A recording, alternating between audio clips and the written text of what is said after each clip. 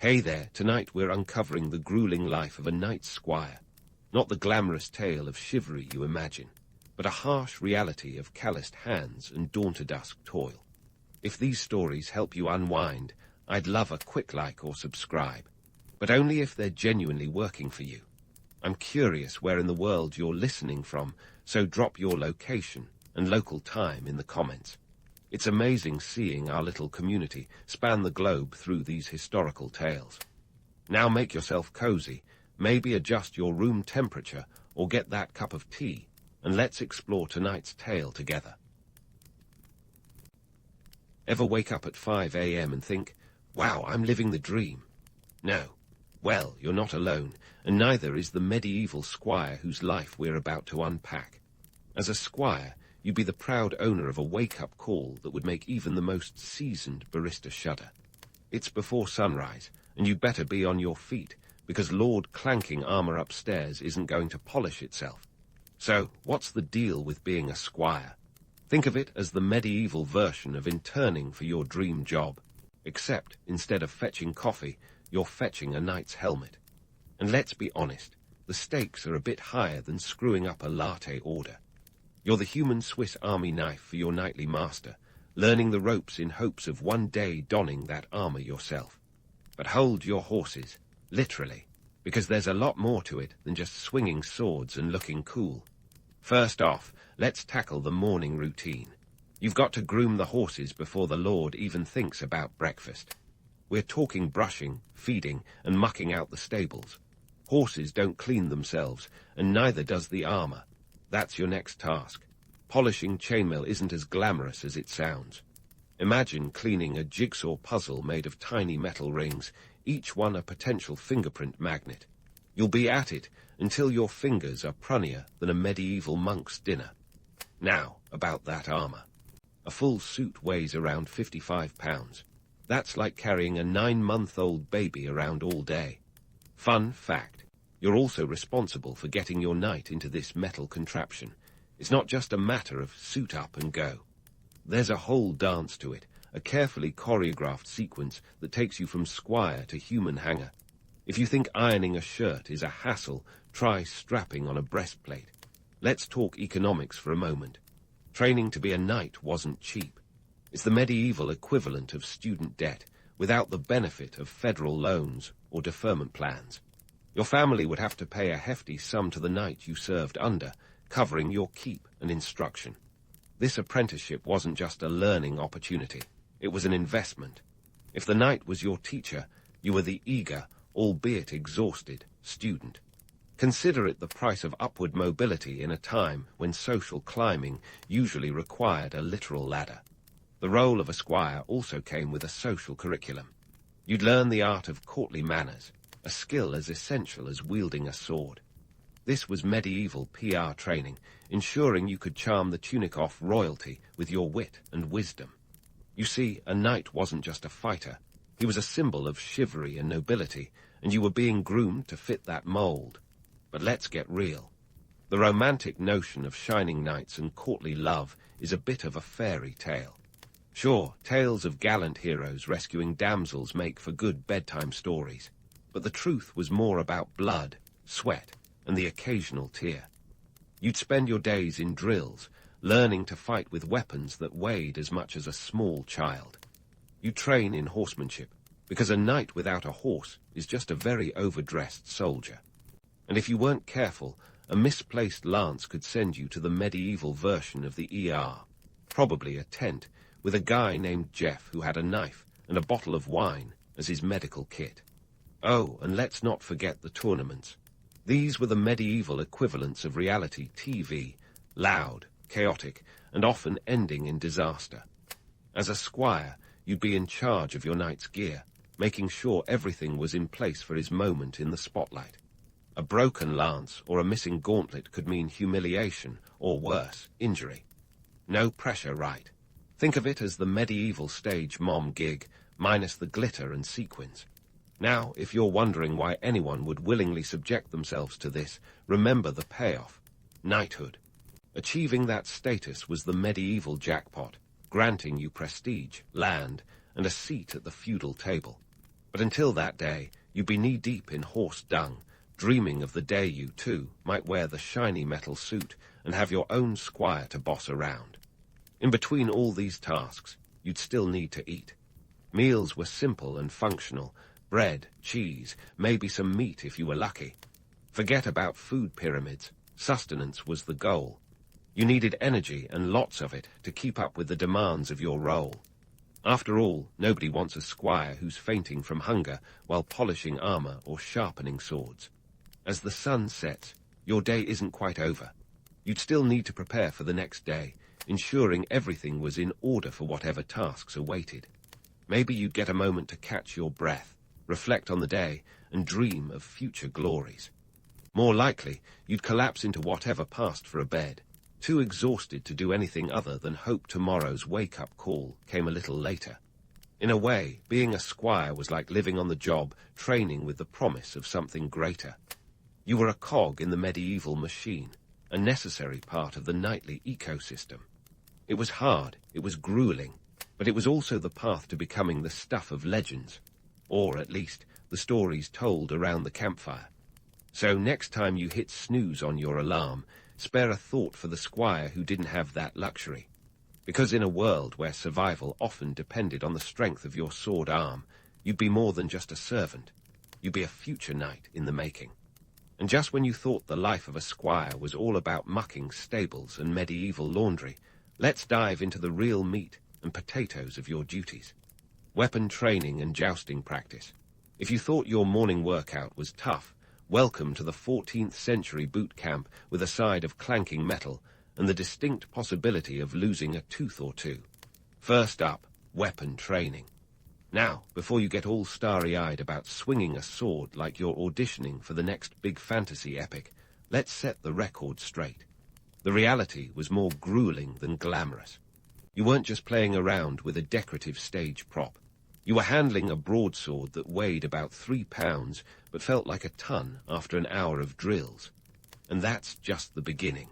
Imagine practicing with maces, polearms and lances, each with their own set of challenges and potential for self-inflicted bruises. It's like a medieval version of CrossFit, but with more splinters and fewer selfies. Your day would likely start with hours of repetitive drills designed to make you one with your weapon. We're talking the kind of muscle memory that makes tying your shoelaces seem like rocket science. And it wasn't just about brute strength.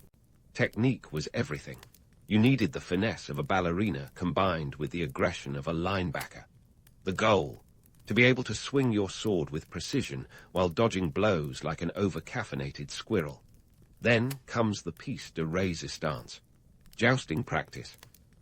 Jousting, the medieval spectator sport that inspired countless romantic tales and left just as many squires with a mouthful of dirt. Picture this. You're on horseback, clad in armor, holding a 10-foot lance that could double as a flagpole. Your task: to unseat your opponent with the precision of a surgeon and the force of a linebacker. Easy, right? Not so much. In reality, jousting was less about the thrill of the charge and more about the art of balance. You needed to control a horse that was probably more interested in its next meal than your glory and aim, a lance at a target that was moving at the speed of a medieval battering ram. Add to that the risk of being unceremoniously dumped onto the hard ground, and you've got a recipe for disaster that's somehow more appealing than today's largest adrenaline-fueled amusement park rides. Now let's talk about the injuries. This wasn't just a game of tag. It was full-contact medieval mayhem. Knights and squires alike ended up with broken bones, concussions, and occasionally the need for an emergency prayer session. Helmets provided some protection, but they weren't foolproof. A lance to the face could, at best, mean a trip to the barber surgeon, who was more used to cutting hair than stitching wounds. At worst, well, let's just say the phrase, knocked off your high horse, takes on a whole new meaning. But why put yourself through this ordeal? The answer lay in the promise of glory and honor. Jousting was your ticket to the big leagues, a chance to prove your mettle in front of an audience that included everyone from peasants to royalty. Success in the lists could earn you fame, fortune, and the kind of prestige that would make even the Kardashians raise an eyebrow. Failure, on the other hand, might earn you a face full of mud and a place in the annals of all Sorans. Despite the risks, the allure of the joust was undeniable. It was the medieval equivalent of a viral TikTok challenge, a chance to showcase your skills to the world. The crowd's roar, the thrill of the charge, and the camaraderie among squires and knights alike created a sense of belonging that was hard to match. It was less about the individual and more about being part of something greater, a living, breathing spectacle that captured the imagination of everyone present. But let's not get too carried away with romantic notions. The reality check here is that combat was dirty, dangerous, and downright exhausting. When you weren't training or jousting, you were learning the finer points of strategy and tactics, understanding the nuances of battlefield formations, and the importance of maintaining discipline in the chaos of war was crucial. It wasn't just about swinging swords. It was about outsmarting your opponent and ensuring your side emerged victorious. And speaking of battles, let's not forget the harsh conditions of medieval warfare. Forget the neat lines and choreographed chaos of Hollywood epics. Real battles were a mess of mud, blood, and sweat. You had to contend with the elements, disease, and the ever-present danger of a stray arrow ending your dreams of knighthood prematurely. It was a brutal reminder that the path to glory was paved with hardship and sacrifice. So, as you polish that armor for what feels like the millionth time and prepare for another round of grueling training, remember this. The life of a squire was not for the faint of heart. It was a test of endurance, skill, and a relentless pursuit of a dream that promised everything and guaranteed nothing. The romanticized tales of knights and chivalry might gloss over the gritty details, but the reality was a testament to the resilience of those who dared to pursue the path of knighthood. Stay tuned, because there's more to uncover about this demanding journey. Just when you thought you had a handle on the medieval boot camp known as squiredom, we're stepping into the even murkier waters of the feudal social hierarchy. This wasn't just about climbing a ladder. It was more like navigating a labyrinth designed by a particularly sadistic architect. Picture a world where your social status was as rigid as a knight's polished armor, and every move you made could either elevate you to the nobility's inner sanctum or relegate you to a life of obscurity. So, where exactly did a squire fit into this medieval jigsaw puzzle? Think of yourself as the indispensable middle child of the feudal family. You were sandwiched between the illustrious knights and the bustling servants, juggling duties that ranged from the mundane to the magnificent. Your role was a blend of apprentice, personal assistant, and occasionally diplomatic envoy. In other words, you were the Swiss Army knife of the medieval court, expected to handle everything from managing your knight's schedule to representing him in matters of courtly love. The feudal system itself was a complex web of allegiances and obligations, with each layer of society owing something to the one above it. At the top of the pyramid sat the king, whose word was law and whose whims could alter the course of history. Below him were the nobles, each a mini-king in their own right, ruling over vast lands and the people who worked them. Beneath the nobles were the knights, the muscle and sometimes the brains behind the nobles' power. And then there was you, the squire, learning the ropes in the hopes of one day donning a knight's spurs. Your day-to-day duties were a mix of the ceremonial and the practical.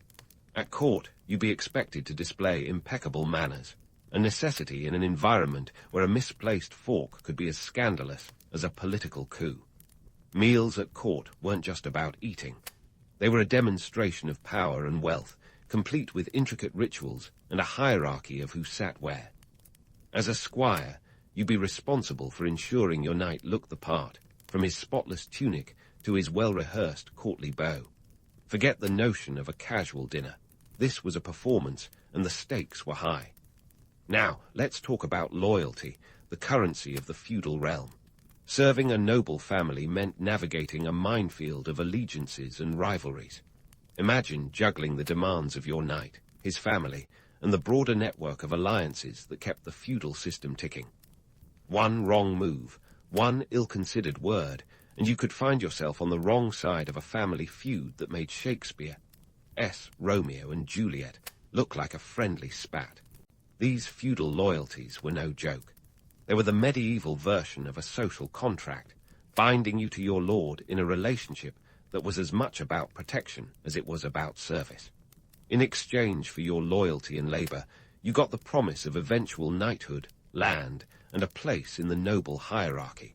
But remember, it was a promise, not a guarantee. Fail to impress your knight, and you might find yourself stuck polishing armor for the rest of your days while your peers were off winning glory on the battlefield. And speaking of battles, being a squire wasn't just a matter of martial training.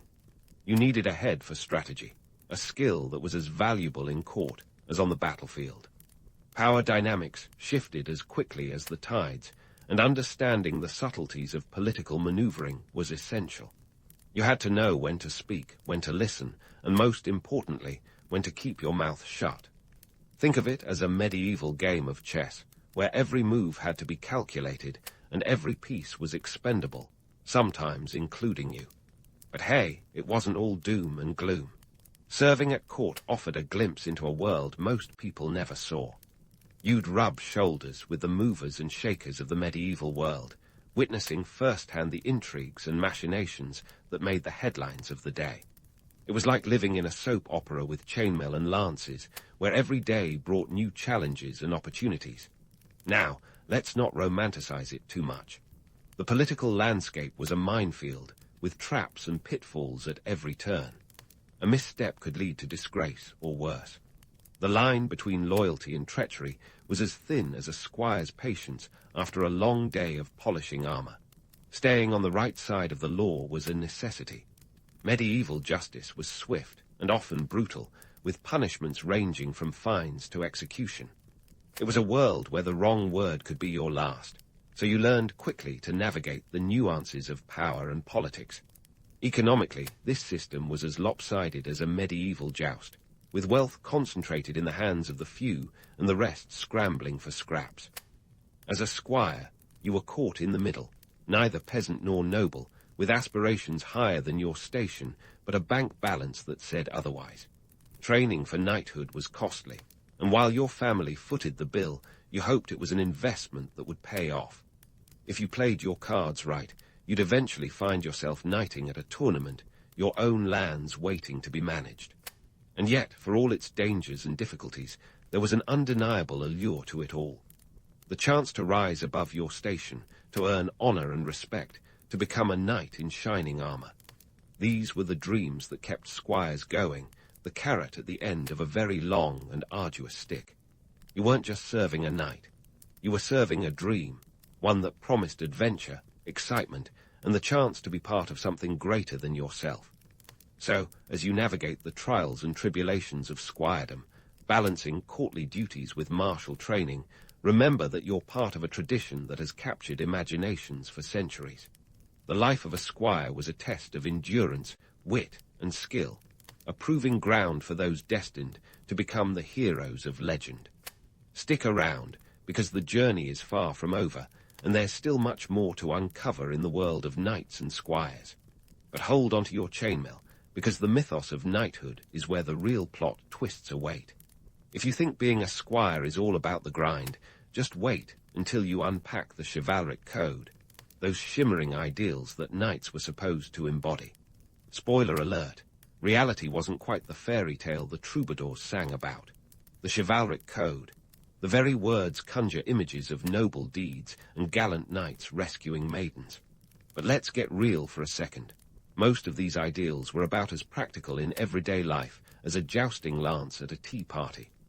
The code was a cocktail of religious piety, martial bravery, and courtly manners, with a dash of "don't be a jerk" thrown in for good measure. But trying to live by it was a bit like promising to keep your New Year's resolutions past February. Take, for instance, the principle of protecting the weak and oppressed. A noble sentiment, to be sure, but in reality, knights were often more concerned with protecting their own interests. The code might have mandated mercy and justice, but medieval justice was often swift and brutal, with the scales of fairness tipping heavily in favor of those with power and influence. A peasant hoping for a knight to ride in and solve all their problems was more likely to end up as collateral damage. in a local lord's skirmish over a disputed pig. And what about courtly love, that romantic notion of knights pining for unattainable ladies? It sounds like the plot of a medieval rom-com, but the truth was often less poetic.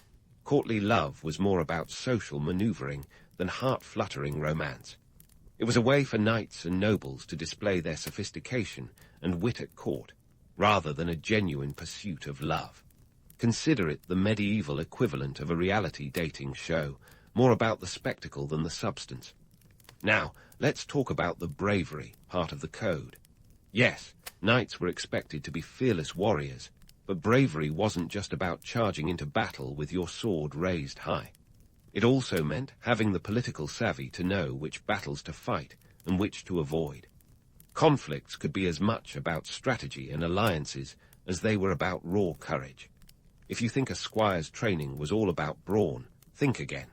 You needed brains to navigate a landscape where your next move could make or break your future.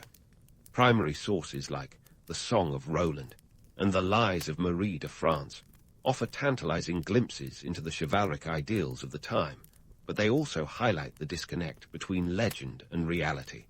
These tales were less historical accounts and more medieval propaganda, designed to inspire and entertain rather than educate.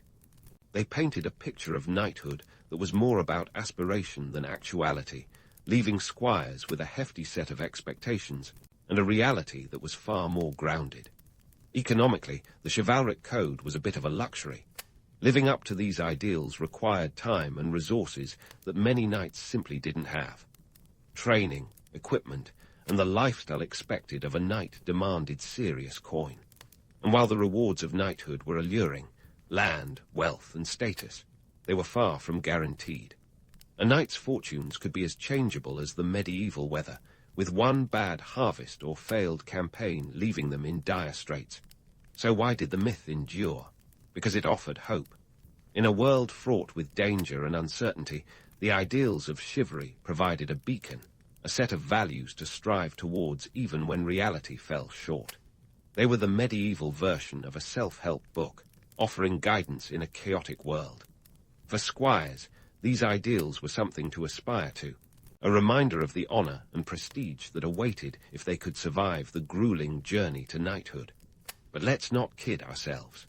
Living by the chivalric code was no walk in the park. It was a constant balancing act, requiring you to juggle your knightly duties with the demands of the court, the battlefield, and your own ambitions. The path to knighthood was littered with obstacles, from the mundane to the monumental, and only those with the grit and determination to see it through stood a chance of achieving their dreams. In the end, the chivalric code was as much about perception as it was about principle. It was a tool for shaping the image of a knight, for crafting a persona that was as much about appearances as actions. And while the reality of knighthood might not have lived up to the legend, the allure of the code and all it represented remained a powerful motivator for generations of squires and knights alike. So, as you polish yet another piece of armor and prepare for another day of squiredom, remember this. The journey to knighthood is about more than just mastering the skills of war and court. It's about embodying a set of ideals that, while often impractical, still hold a certain magic. The path might be fraught with challenges, but it's also filled with opportunities to make your mark, to rise above your station, and to become part of a tradition that has inspired countless stories and songs. Stay tuned, because there's much more to discover about the world of knights and squires. The journey is far from over, and the next chapter in this saga promises even more twists and turns. As you stand there, polishing yet another piece of armor under the watchful eye of your knight, you might wonder, what's the point of all this toil? Well, the path from squire to knight was never just about the shiny armor or the impressive swordplay.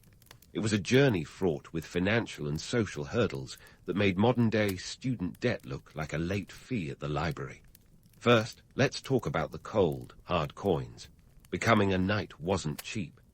If you think tuition fees are a headache, imagine shelling out for your own suit of armor, which could set you back around 40 livres tournois in the 14th century. That's the medieval equivalent of buying a luxury car, minus the heated seats. And don't even get me started on the war horses. Those majestic beasts weren't exactly budget-friendly. You were looking at an additional 15 to 20 livres tournois, depending on whether you wanted a trusty steed or a four-legged Ferrari. But the financial fun didn't stop there. Your family had already invested a small fortune in your knightly education, paying for everything from your board and lodging to your martial training. This was the medieval version of a college fund, except instead of a diploma, you got a sword and the hope that you wouldn't end up being the medieval equivalent of an unpaid intern forever. The payoff, land, titles, and the chance to rub shoulders with the upper crust of society, assuming you didn't end up in a ditch somewhere on the battlefield.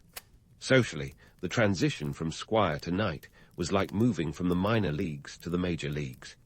You'd spent years learning the art of war, the nuances of courtly behavior, and the intricacies of medieval politics. Now, it was time to put all that training to the test. But here's the kicker. Even if you managed to scrape together the funds and pass every trial, your fate still hinged on the whims of those in power. A lord's favor could elevate you to knighthood, while a single misstep could send you back to the starting line, polishing armor until your fingers were permanently pruned. Despite the odds, and they were about as long as a jousting lance, many squires managed to make the leap to knighthood. And why not? The allure of knighthood was as strong as ever. It offered not just wealth and status, but a chance to leave your mark on the world. In a society where your birth determined your lot in life, knighthood was one of the few paths to upward mobility. It was the medieval equivalent of winning the lottery, except instead of cash, you got a title and the chance to die gloriously on the battlefield. So why does the myth of the knight endure, even today? Why do we still romanticize these armored figures, despite the fact that their lives were often short and brutal?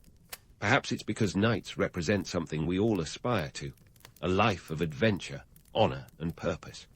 In a world where so much seems beyond our control, the knight's story is a reminder that with enough grit and determination, we can rise above our circumstances and achieve greatness. It's this blend of romance and reality that keeps the legend alive. Yes, the life of a knight was fraught with danger and hardship, but it also offered the promise of immortality, if not in life, then in the stories told long after. Knights became the heroes of epic tales, their deeds immortalized in song and story.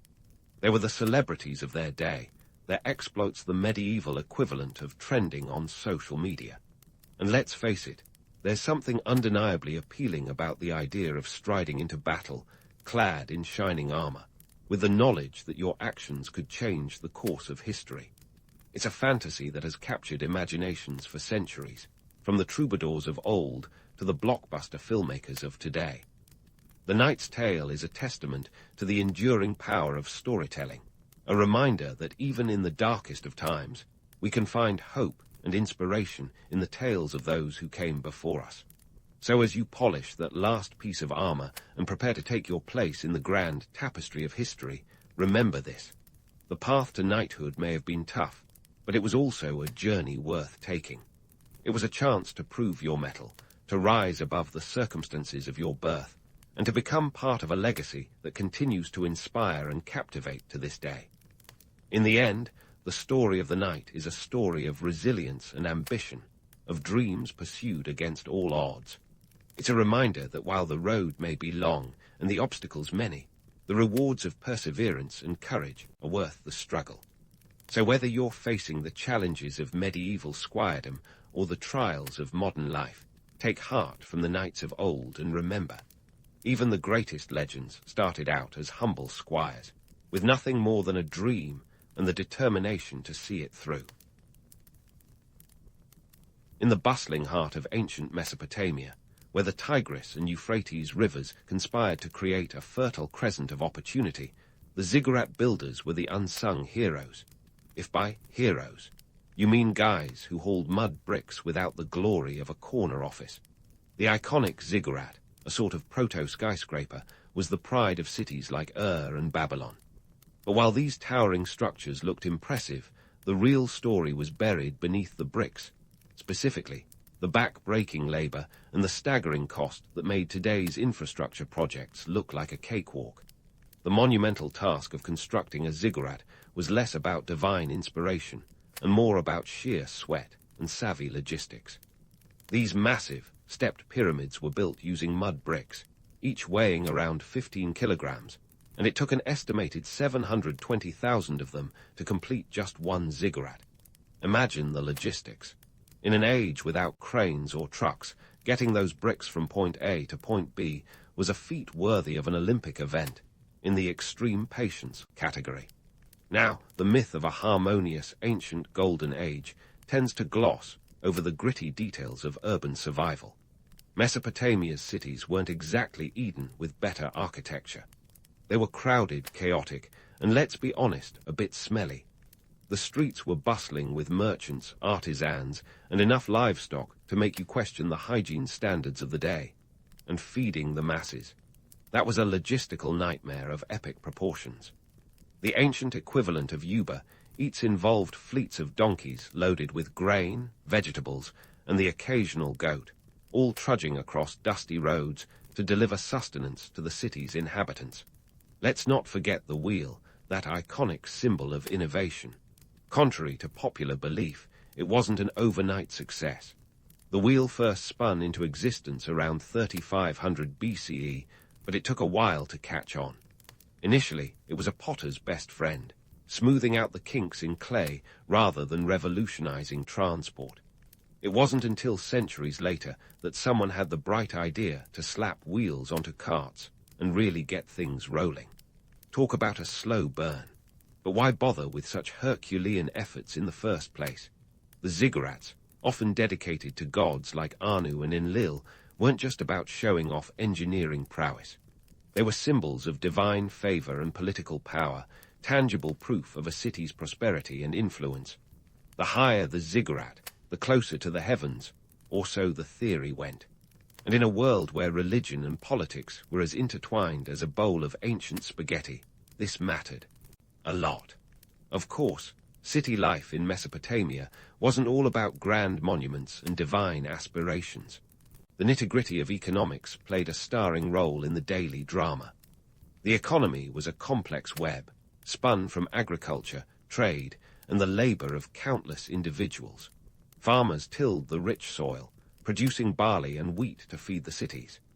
Meanwhile, traders embarked on perilous journeys, navigating rivers and deserts to exchange goods with distant lands.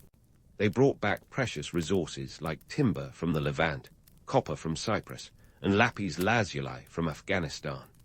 These commodities were the lifeblood of Mesopotamian commerce, fueling both the economy and the ambitions of its rulers. But let's take a moment to clear the air on the so-called Golden Age of ancient civilizations. While it's tempting to picture Mesopotamia as a utopia of knowledge and invention, the truth, as always, is a bit more nuanced. Yes, they gave us writing, the wheel, and some pretty impressive star charts. But they also had their fair share of problems, from political turmoil to environmental challenges. The grand cities of Mesopotamia were often battlegrounds for power struggles.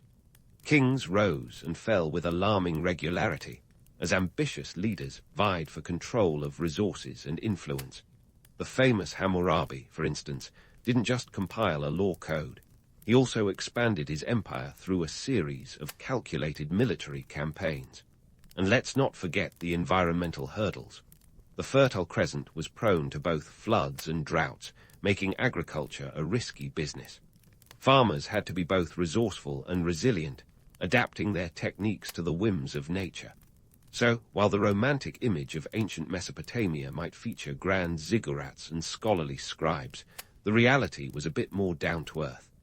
It was a world where survival depended on hard work, innovation, and a fair bit of luck. And as we peel back the layers of myth and legend, we find a civilization that was as complex and dynamic as any that came after it. A place where the wheel might not have been an instant hit, but where human ingenuity rolled steadily forward, laying the groundwork for the civilizations to come. Now, let's shift gears from the fertile chaos of Mesopotamia to the sun-baked grandeur of ancient Egypt, where the Nile wasn't just a river, but the lifeblood of a civilization that knew a thing or two about building really, really big things. Yes, we're diving into the legendary tales of the pyramids, those iconic stone behemoths that have captivated imaginations for millennia. But hold onto your hieroglyphs, because we're going to strip away the shiny gold leaf and take a closer look at the gritty, sweat-stained reality behind these awe-inspiring structures. First up, let's talk numbers. The Great Pyramid of Giza, for instance, wasn't just some casual weekend DIY project. Built around 2560 BCE, this colossal structure required a workforce that would make even the most ambitious modern contractors break out in a cold sweat. Estimates suggest that around 20,000 to 30,000 laborers were involved in its construction. That's like the population of a small town, all working together in the sweltering Egyptian sun with nothing but simple tools and a whole lot of determination. And what were they lifting? Oh, just about 2-3 million blocks of stone, each weighing an average of 2-5 tons. No big deal, right? But how did they manage such a Herculean task without the aid of cranes, forklifts, or motivational podcasts? Theories abound, from the use of straight or circular ramps to the possibility of rolling the stones on logs. It was a feat of logistics and engineering that would make even the most seasoned project managers head spin.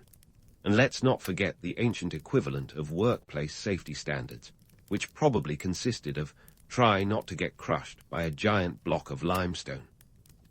Now, the romantic image of thousands of slaves toiling under the whip crack of a tyrannical overseer makes for dramatic storytelling, but it's not entirely accurate. Recent evidence suggests that many of the workers were actually skilled laborers who lived in nearby temporary communities, complete with bakeries, breweries, and even medical facilities. These weren't just workers. They were part of a massive, state-sponsored public works project. Of course, that doesn't mean conditions were cushy. Let's be real, pyramid building wasn't exactly a cushy gig, regardless of whether your bread came with a side of beer. Meanwhile, while the masses wrestled with heavy stone blocks, the pharaohs were busy crafting a public image that would give modern PR firms a run for their money. These rulers weren't just interested in being remembered as powerful leaders. They wanted to be seen as living gods. The pyramids served as monumental billboards, advertising the divine right and eternal glory of the pharaohs. Talk about political spin. Ramses II didn't just conquer territory. He conquered the art of self-promotion, commissioning statues and temples that would ensure his legacy lasted longer than his actual reign. And it worked. We're still talking about him, after all. But let's not kid ourselves with the notion of eternal rest. The pharaohs might have built their tombs to stand the test of time, but the reality was a bit more, shall we say, turbulent. Tomb robbing was practically an ancient Egyptian pastime, driven by economic pressures and the irresistible lure of gold and jewels. The Valley of the Kings wasn't just a scenic burial ground. It was also a prime target for opportunistic thieves looking to cash in on a pharaoh's afterlife stash. Even King Tutankhamun's tomb, the one discovered in the 20th century relatively intact, had already been hit by ancient looters. Twice. These tomb raiders weren't just random criminals either. Sometimes they were disgruntled workers or even officials, folks who were all too aware of the treasure troves hidden beneath the sand. And who could blame them? In a society where wealth was concentrated at the top, raiding a tomb was a tempting ticket to instant riches. It was a risky business, though. If caught, the penalties were severe, ranging from beatings to execution. Still, the potential rewards were so great that many were willing to take the gamble. So, while the pyramids and tombs of ancient Egypt might be symbols of eternal life and divine power, the truth is that they were also products of a very human world. One where politics, economics, and the sheer will to leave a mark on history collided in spectacular fashion. As we continue to dig into the sands of time, we'll find that the story of Egypt is one of contrasts. The romantic allure of the pharaohs, divine legacy against the stark reality of human ambition and ingenuity. And this is just the beginning of our journey into the myths and marvels of this ancient civilization. As we wander from the sun-drenched sands of Egypt to the marble-paved streets of ancient Greece, let's dive into a world where democracy was the hot new trend.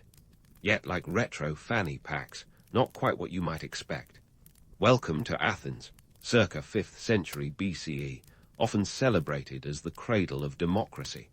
But before you start picturing bustling agora debates with everyone chiming in, let's set the record straight. Athenian democracy had enough exclusions to make a VIP list look inclusive. First, let's talk numbers. Out of a population of about 300,000, only around 30,000 were considered citizens with voting rights. That's a mere 10%, folks. Women, slaves, and foreigners, making up the majority, didn't get a sniff of the ballot. If you weren't a male landowner, your voice was about as welcome as a Spartan at an Athenian dinner party. So, while we love to romanticize about the birthplace of democracy, it's crucial to remember that this was a democracy with a very small d. Speaking of Spartans, let's shift our gaze to the land of Leonidas, where life was anything but a slow-motion action movie. The Spartans were famous for their military prowess, but living in Sparta was less like being in a heroic epic, and more like enduring the world's toughest boot camp. Boys were yanked from their families at age 7 to join the Agode, a state-run military training program that made today's fitness boot camps look like spa retreats. They were taught to endure pain, survive on minimal rations, and perhaps most famously, steal food without getting caught. Because in Sparta, getting caught was a bigger crime than the theft itself. Contrary to the myth of Spartan invincibility, their society was built on a precarious balance. The Helots, a subjugated population, worked the land while the Spartans trained for war. These Helots vastly outnumbered their masters, so the Spartans lived in constant fear of rebellion. To keep the Helots in check, the cryptaea, a sort of secret police, was employed. This involved young Spartan men roaming around, intimidating the Helots and quashing any whiff of uprising. Romantic warrior society, indeed. Meanwhile, back in Athens, the economy was bustling, but not exactly egalitarian. The city relied heavily on trade, with its port of Piraeus acting as a hub for goods from across the Mediterranean. Olive oil, wine, and pottery were the exports of choice, while grain had to be imported to feed the populace. The Athenians boasted about their cultural and intellectual triumphs, but the real engine behind this enlightenment was economic necessity. After all, you can't philosophize on an empty stomach. And speaking of philosophy, let's burst another bubble. While we picture Socrates, Plato, and Aristotle as intellectual heavyweights, let's not forget that Socrates was sentenced to death by his fellow citizens. Why? For allegedly corrupting the youth and disrespecting the gods. It seems that free thinking wasn't always free of consequences. Athens was a city of great minds, sure, but it was also a place where stepping too far outside societal norms could land you a one-way ticket to a hemlock cocktail. Politics in Athens could be as cutthroat as a Spartan wrestler. The famous ostracism process allowed the citizens to vote a fellow Athenian into exile for 10 years. If you were getting too powerful or just plain annoying, goodbye and good riddance. This was democracy's version of social media blocking, but with much higher stakes. The irony of a society that prized liberty yet routinely sent its citizens packing isn't lost on us. The economic and social structures of Athens also leaned heavily on a less savory aspect: slavery.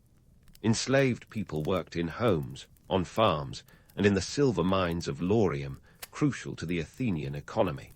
These mines, a veritable hellscape of labor, were where fortunes were extracted at the cost of human suffering. In short, while Athens was busy laying the groundwork for Western civilization, it was also exploiting human misery to fund its golden age. But let's not ignore the allure of Athens. The city was a magnet for thinkers, artists, and traders. Its bustling markets and grand festivals like the Panathenaea brought together a vibrant mix of cultures and ideas. The Parthenon, that iconic symbol of Athenian glory, wasn't just a temple, but a statement of power and prosperity. Its construction was overseen by the statesman Pericles, who used the Delian League's treasury. money pooled for defense against Persia to fund the project. This was less about collective security and more about Athens flexing its cultural muscles. As we continue to explore this ancient world, let's not forget the rich tapestry of contradictions that made up Greek society. While the myths of heroism and wisdom endure, the reality was a complex web of political maneuvering, economic necessity, and social stratification. So, as we stroll through the columns of Greek history, remember that the stories told by Homer and others were often more about capturing the imagination than the gritty truth. And isn't that just the way of things? History has always been a blend of fact and fable, with humanity's penchant for storytelling weaving its way through the ages. Our journey through antiquity is far from over, and next we'll delve deeper into the lives of those who made these civilizations tick, from the known to the unsung.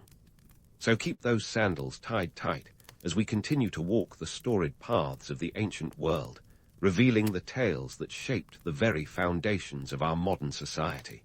And so we wander from the sun-drenched sands of Greece to the marble-laden avenues of ancient Rome, a place where ambition and innovation clashed like gladiators in the Colosseum. Ah, Rome, the empire that sold itself as the pinnacle of civilization. But behind the grand facades and marble columns lies a story of engineering genius and social complexity. First, let's talk infrastructure, the backbone of Roman greatness. Those aqueducts, hailed as engineering marvels, weren't just oversized water slides for toga-clad citizens. Built over centuries, they stretched for nearly 1,500 kilometers, channeling water to cities that were thirsty for more than just conquest. The Aqua Appia, Rome's first aqueduct, dates back to 312 BCE and kicked off the empire's obsession with plumbing. By the 1st century CE, the Aqua Claudia alone spanned 69 kilometers, delivering about 184,000 cubic meters of water daily. That's enough to fill around 73 Olympic-sized swimming pools, folks. Yet, for all their brilliance, the Romans had a blind spot: lead. Their fondness for lead pipes, or fistulae asterisk, was a recipe for disaster. Lead poisoning wasn't just an idle threat. It was a silent killer that possibly contributed to the decline of Roman health. The fact that a civilization so advanced in engineering couldn't foresee the hazards of lead is a historical irony that leaves modern minds scratching their heads. While the aqueducts brought the lifeblood of water, they also unwittingly delivered a toxic cocktail that might have made Roman dinner parties more lively than intended.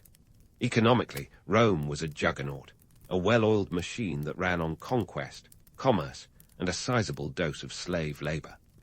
By the 2nd century CE, the Roman economy was a marvel of its own, with an estimated GDP of $20 billion in modern terms. However, the wealth gap was as wide as the empire itself. The cost of a toga, the must-have fashion statement of the day, could set you back about 15,000 sestertii, roughly equivalent to $1,000 today. Meanwhile, the average soldier earned around 900 sestertii annually. Not exactly a recipe for financial equality. Rome's dependence on slave labor was a double-edged sword. At its peak, slaves made up about 30% of the population in Italy. They were the empire's underappreciated workforce, doing everything from mining precious metals to educating children of the elite. Yet this reliance on slaves stunted technological innovation.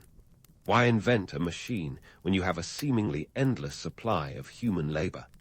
The economic engine of Rome thrived on the backs of those it subjugated, showcasing the darker side of its prosperity. And then there were the gladiatorial games, the empire's answer to reality TV, but with a lot more blood. These weren't just sporting events. They were a political tool, a way to keep the masses entertained and distracted. The Colosseum, inaugurated in 80 CE, could hold up to 50,000 spectators, eager to watch everything from beast hunts to naval battles. Tickets were free, courtesy of the emperor, who understood the value of a good PR stunt. Bread and circuses, after all, was more than just a catchy slogan. But let's not glamorize the spectacle too much.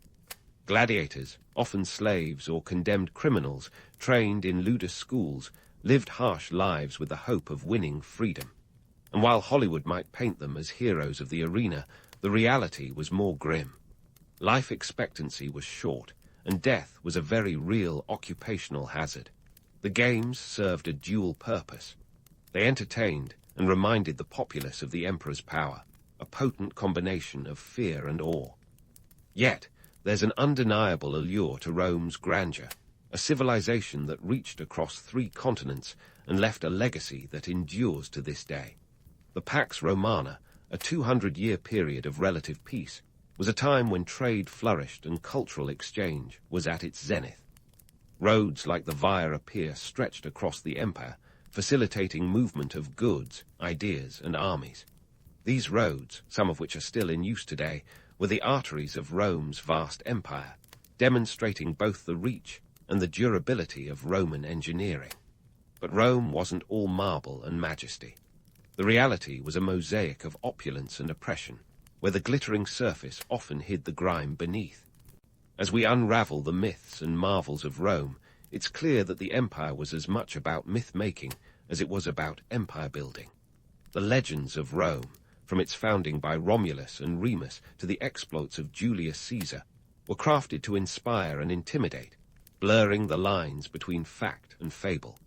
As we dig deeper into the annals of Roman history, we find a civilization that was both awe-inspiring and deeply flawed. Its achievements were monumental, yet its failures were equally profound. Rome was a place where the architecture of power was built on the fragile foundations of human ambition and hubris. And as we continue this journey through time, we'll uncover more of the truths and tales that shaped the ancient world, leaving us with lessons that resonate even today. So keep your sandals tied tight as we march onward, exploring the saga that is Rome, a story that is far from over. So, as we stride from the storied streets of Rome and its marble wonders, let's ask ourselves, what did these ancient civilizations really leave behind in the great tapestry of human history? The echoes of Mesopotamia's mud-brick ziggurats, Egypt's stone pyramids, Greece's philosophical musings, and Rome's concrete colosseums reverberate through the ages. But what have we truly gleaned from these monumental feats and societal quirks? Let's start with the obvious: infrastructure. We've got Roman roads so durable that some are still in use today, while their aqueducts set the standard for urban plumbing. Sure, they had a lead problem. Whoops. But the genius of their engineering can't be dismissed. Fast forward to the modern era, and the Romans' knack for building has inspired everything from the US interstate system to the aqueducts of Lowe's Angels. These ancient innovations weren't just about flexing imperial muscles. They were about connecting people, ideas, and economies, setting the stage for the globalized world we inhabit today. But let's not get too starry-eyed about the grandeur of ancient achievements. For every gleaming obelisk or philosophical treatise, there's a dusty reality of inequality and exploitation. Slavery, the not-so-glamorous engine behind much of the ancients' accomplishments, is a reminder that progress often comes at a steep human cost. The Roman economy thrived thanks to legions of enslaved individuals, just as the Athenian Enlightenment was underwritten by those toiling in the shadows. It's a stark lesson in the imbalance of power, one that echoes in modern conversations about labor rights and economic disparity. And speaking of echoes, let's talk about democracy with a lowercase d. Ancient Athens might get credit for the concept, but its execution was more exclusive club than open forum. While we've come a long way since then, the Athenian experiment serves as a cautionary tale of how fragile democratic ideals can be when they don't include everyone. Today's movements for equality and representation owe a debt to this ancient struggle, reminding us that democracy is an ongoing project, not a finished masterpiece. The cultural legacies of these civilizations are equally complex. Take the storytelling of Greece and Rome, which has shaped everything from Shakespeare to summer blockbusters. The hero's journey, the tragic flaw, the epic quest. These narrative devices are ancient, yet they resonate with audiences as much today as they did in the amphitheaters of old. But let's not forget the dark undercurrents.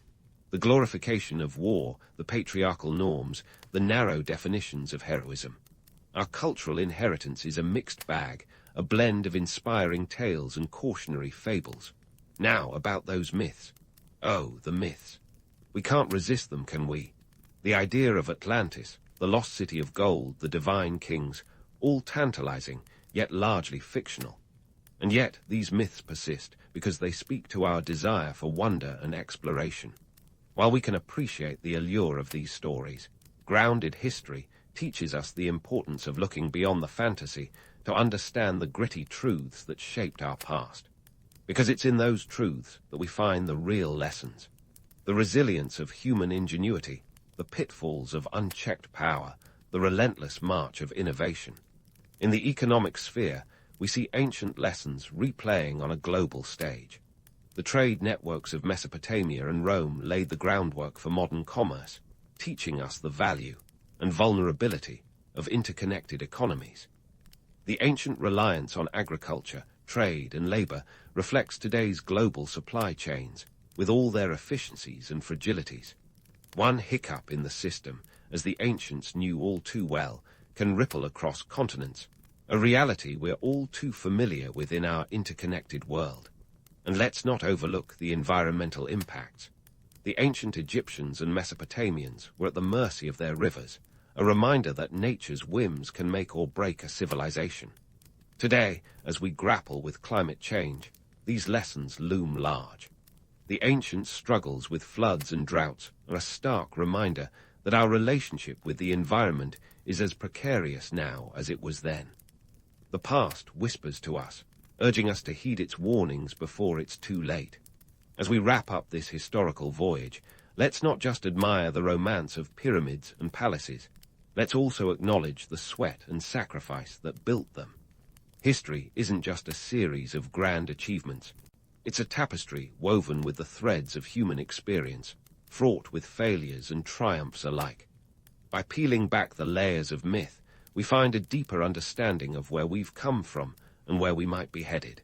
So, as you drift off to sleep, dreaming of distant lands and ancient wonders, remember that history is more than just a bedtime story. It's a guidebook, a mirror reflecting our own times, challenging us to learn from those who walked before us.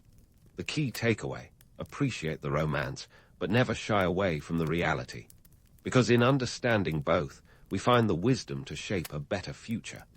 Sweet dreams, and may your historical musings be as rich and complex as the civilizations we've explored together. In a world where cranes and bulldozers are just dreams of the future, ancient civilizations decided to build big, really big. Because why not, right? If you're going to leave a mark on history, you might as well make it a colossal one. Welcome to the original. Now that's what I call ancient civilizations, where feats like constructing the Great Pyramid of Giza or crafting ziggurats out of mud bricks in Mesopotamia were just another Tuesday. First on the playlist, we have Mesopotamia, the land between the Tigris and Euphrates rivers, where people decided that living in mud huts was so last millennium. Around 3100 BCE, they got serious about urban living, creating cities like Uruk, which boasted a population of around 50,000. That's a number that might not impress your modern city dweller, but back in the day, it was akin to a bustling metropolis. These early urbanites didn't just stop at city walls, oh no. They built ziggurats, those part temple, part skyscraper structures that looked like wedding cakes made of bricks. The ziggurat of for instance, was dedicated to the moon god Nana and stood about 70 feet high. That's an impressive feat when your best construction tool is a stick and a good attitude. And if you think modern data management is a headache, say hello to cuneiform tablets. Mesopotamians were the original data hoarders, carving everything from tax records to the first known legal codes into clay. The Code of Hammurabi, dating back to about 1754 BCE, offered laws on everything from theft to how to charge interest on loans. While today we might swipe through terms and conditions without a second glance, back then you'd better believe people paid attention. After all, some of the penalties were quite final. Now, let's make a left turn and head over to Egypt, where the idea of go big or go home was taken to heart. Around 2580–2560 BCE, Pharaoh Khufu decided it was time to build himself a pyramid. Not just any pyramid, but the Great Pyramid of Giza, a limestone behemoth originally standing at 481 feet. With an estimated 2–3 million blocks, some weighing as much as 80 tons, it's the kind of "I need a vacation after this" project that didn't even include a Starbucks on site. The labor force. Well, forget the Hollywood trope of slaves toiling under the whip. Recent archaeological digs suggest these workers were more like a well-fed, highly organized construction crew, likely comprised of seasonal laborers who worked in shifts. They were rewarded with rations of bread, beer, and a place in history. So, while the pyramids might not have been built on blood and tears, they were definitely built on carbs and brews, arguably the perfect diet for heavy lifting. But why build such massive structures? Partly, it's the ultimate legacy project. When your name's going into the history books, or rather, the history stones, you want it to be associated with something that screams power and divine favor. The Great Pyramid was aligned with incredible precision to the cardinal points, showing that even without GPS, the ancients had their directional ducks in a row. Now, on to one of history's most endearing myths, the curse of the pharaohs. While it's a fantastic story for movies, there's not much evidence to back it up. Most archaeologists who opened tombs lived to a ripe old age, proving that the only real danger might have been a nasty case of sand in your sandwich. Economically, these early empires were powerhouses. Mesopotamia's Fertile Crescent provided a surplus of crops, allowing city-states to engage in trade, which in turn funded their monumental architecture. Similarly, Egypt's wealth was built on the back of the Nile, which flooded annually, depositing rich silt that made farming a breeze. This agricultural bounty supported a complex society where pharaohs could afford to build pyramids instead of, say, a modest tomb. Politically, both Mesopotamia and Egypt were trailblazers. They developed systems that could rival modern bureaucracies, with record-keeping and statecraft that were as sophisticated as they were practical. Hammurabi's code, for instance, wasn't just about laying down the law. It was about creating a society where people knew where they stood, literally, if they were unlucky enough to be on the receiving end of some of those harsher laws. And let's not forget the social dynamics. In Mesopotamia, the concept of kingship was tied to divine favor, a theme echoed in Egypt where pharaohs were seen as gods in human form. It was a savvy piece of political theater that kept the masses in awe and under control. Who's going to argue with a ruler when they believe he's got a direct line to the divine? As we wrap up this first track on our ancient history album, it's worth remembering that these civilizations weren't just about monumental buildings and grandiose projects. They set the stage for human development in ways that still resonate today. They gave us the wheel, the plow, writing, and even the concept of timekeeping. They were the original innovators, proving that necessity is not just the mother of invention, but also the mother of some truly impressive architecture. So next time you're stuck in traffic or waiting for your internet to load, spare a thought for the ancient builders who were hauling stones with nothing but muscle and determination. They might have been working with primitive tools, but their achievements were anything but. In a world without cranes, they built wonders that continue to inspire awe, proving that sometimes the only limit is the horizon, and a good supply of bread and beer, of course. And speaking of bread and beer, let's turn our attention to the economic gears that kept these ancient societies churning. Picture the bustling markets of Babylon, where the cost of a loaf of bread could make your head spin faster than a Mesopotamian potter's wheel. In Babylon, around 1750 BCE, a loaf of bread might set you back roughly 1/10 of a silver shekel, which sounds reasonable until you consider that the average worker's monthly wage was about 1 shekel.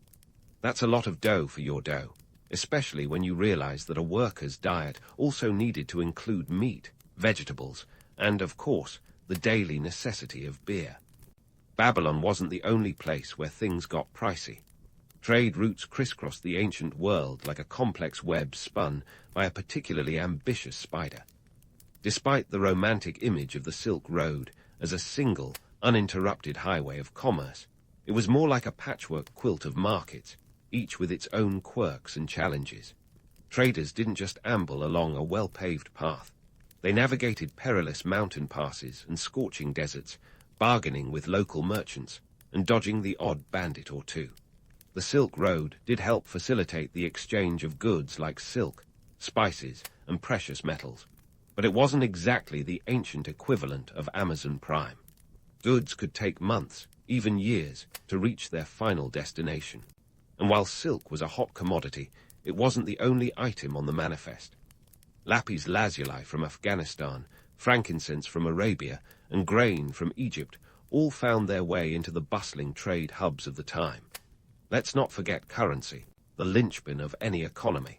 In ancient societies, currency came in many forms. In Mesopotamia, silver rings and bars were used as a medium of exchange, weighed and measured to ensure fairness in trade. Meanwhile, in Egypt, a barter system was still alive and kicking, with grain being the primary currency. Forget coins jangling in your pocket. In Egypt, your wealth was more likely to rattle in a grain silo. But here's a spicy tidbit. Even in the ancient world, money wasn't just about cold, hard currency. Debt was a real thing, and people could find themselves in deep trouble if they overextended their financial reach.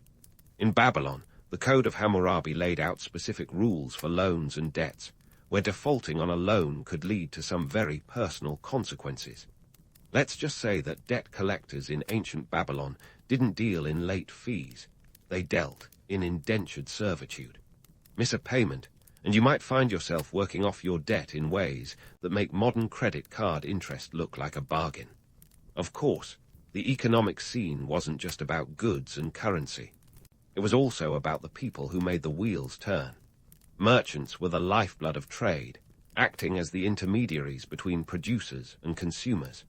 These savvy traders were as much diplomats as businessmen, negotiating deals that crossed cultural and linguistic boundaries.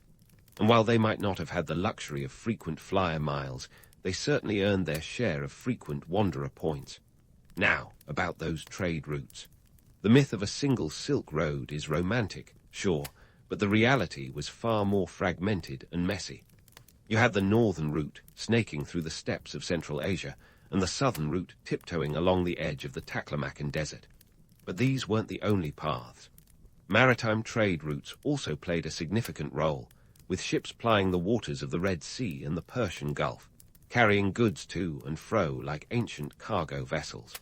So, what did all this trade mean for the average person? Well, if you were lucky enough to be a merchant or a trader, it meant opportunity and perhaps even wealth. For the average farmer, it meant the chance to sell surplus produce at the local market, though prices could be as fickle as a summer breeze. But for many, the economic system was a double-edged sword.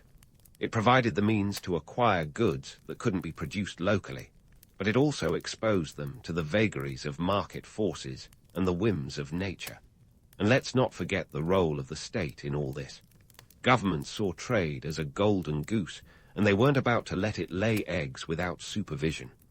Taxes and tariffs were as much a part of the economic landscape as the goods themselves. In Mesopotamia, for example, traders paid hefty fees to ensure safe passage through city gates and along the roads, while in Egypt, pharaohs controlled the flow of goods along the Nile with a grip as tight as a mummy's wrap. Yet, despite the challenges, trade was the lifeblood of ancient economies. It connected disparate peoples and cultures, facilitating an exchange not just of goods, but of ideas and technologies. It was through these networks that the wheel, writing, and even the concept of zero spread across the known world, leaving a lasting legacy that would shape the course of history. But before we get ahead of ourselves, let's remember that the economic engine room wasn't all about trade and currency. It was also about the day-to-day realities of living in these ancient empires.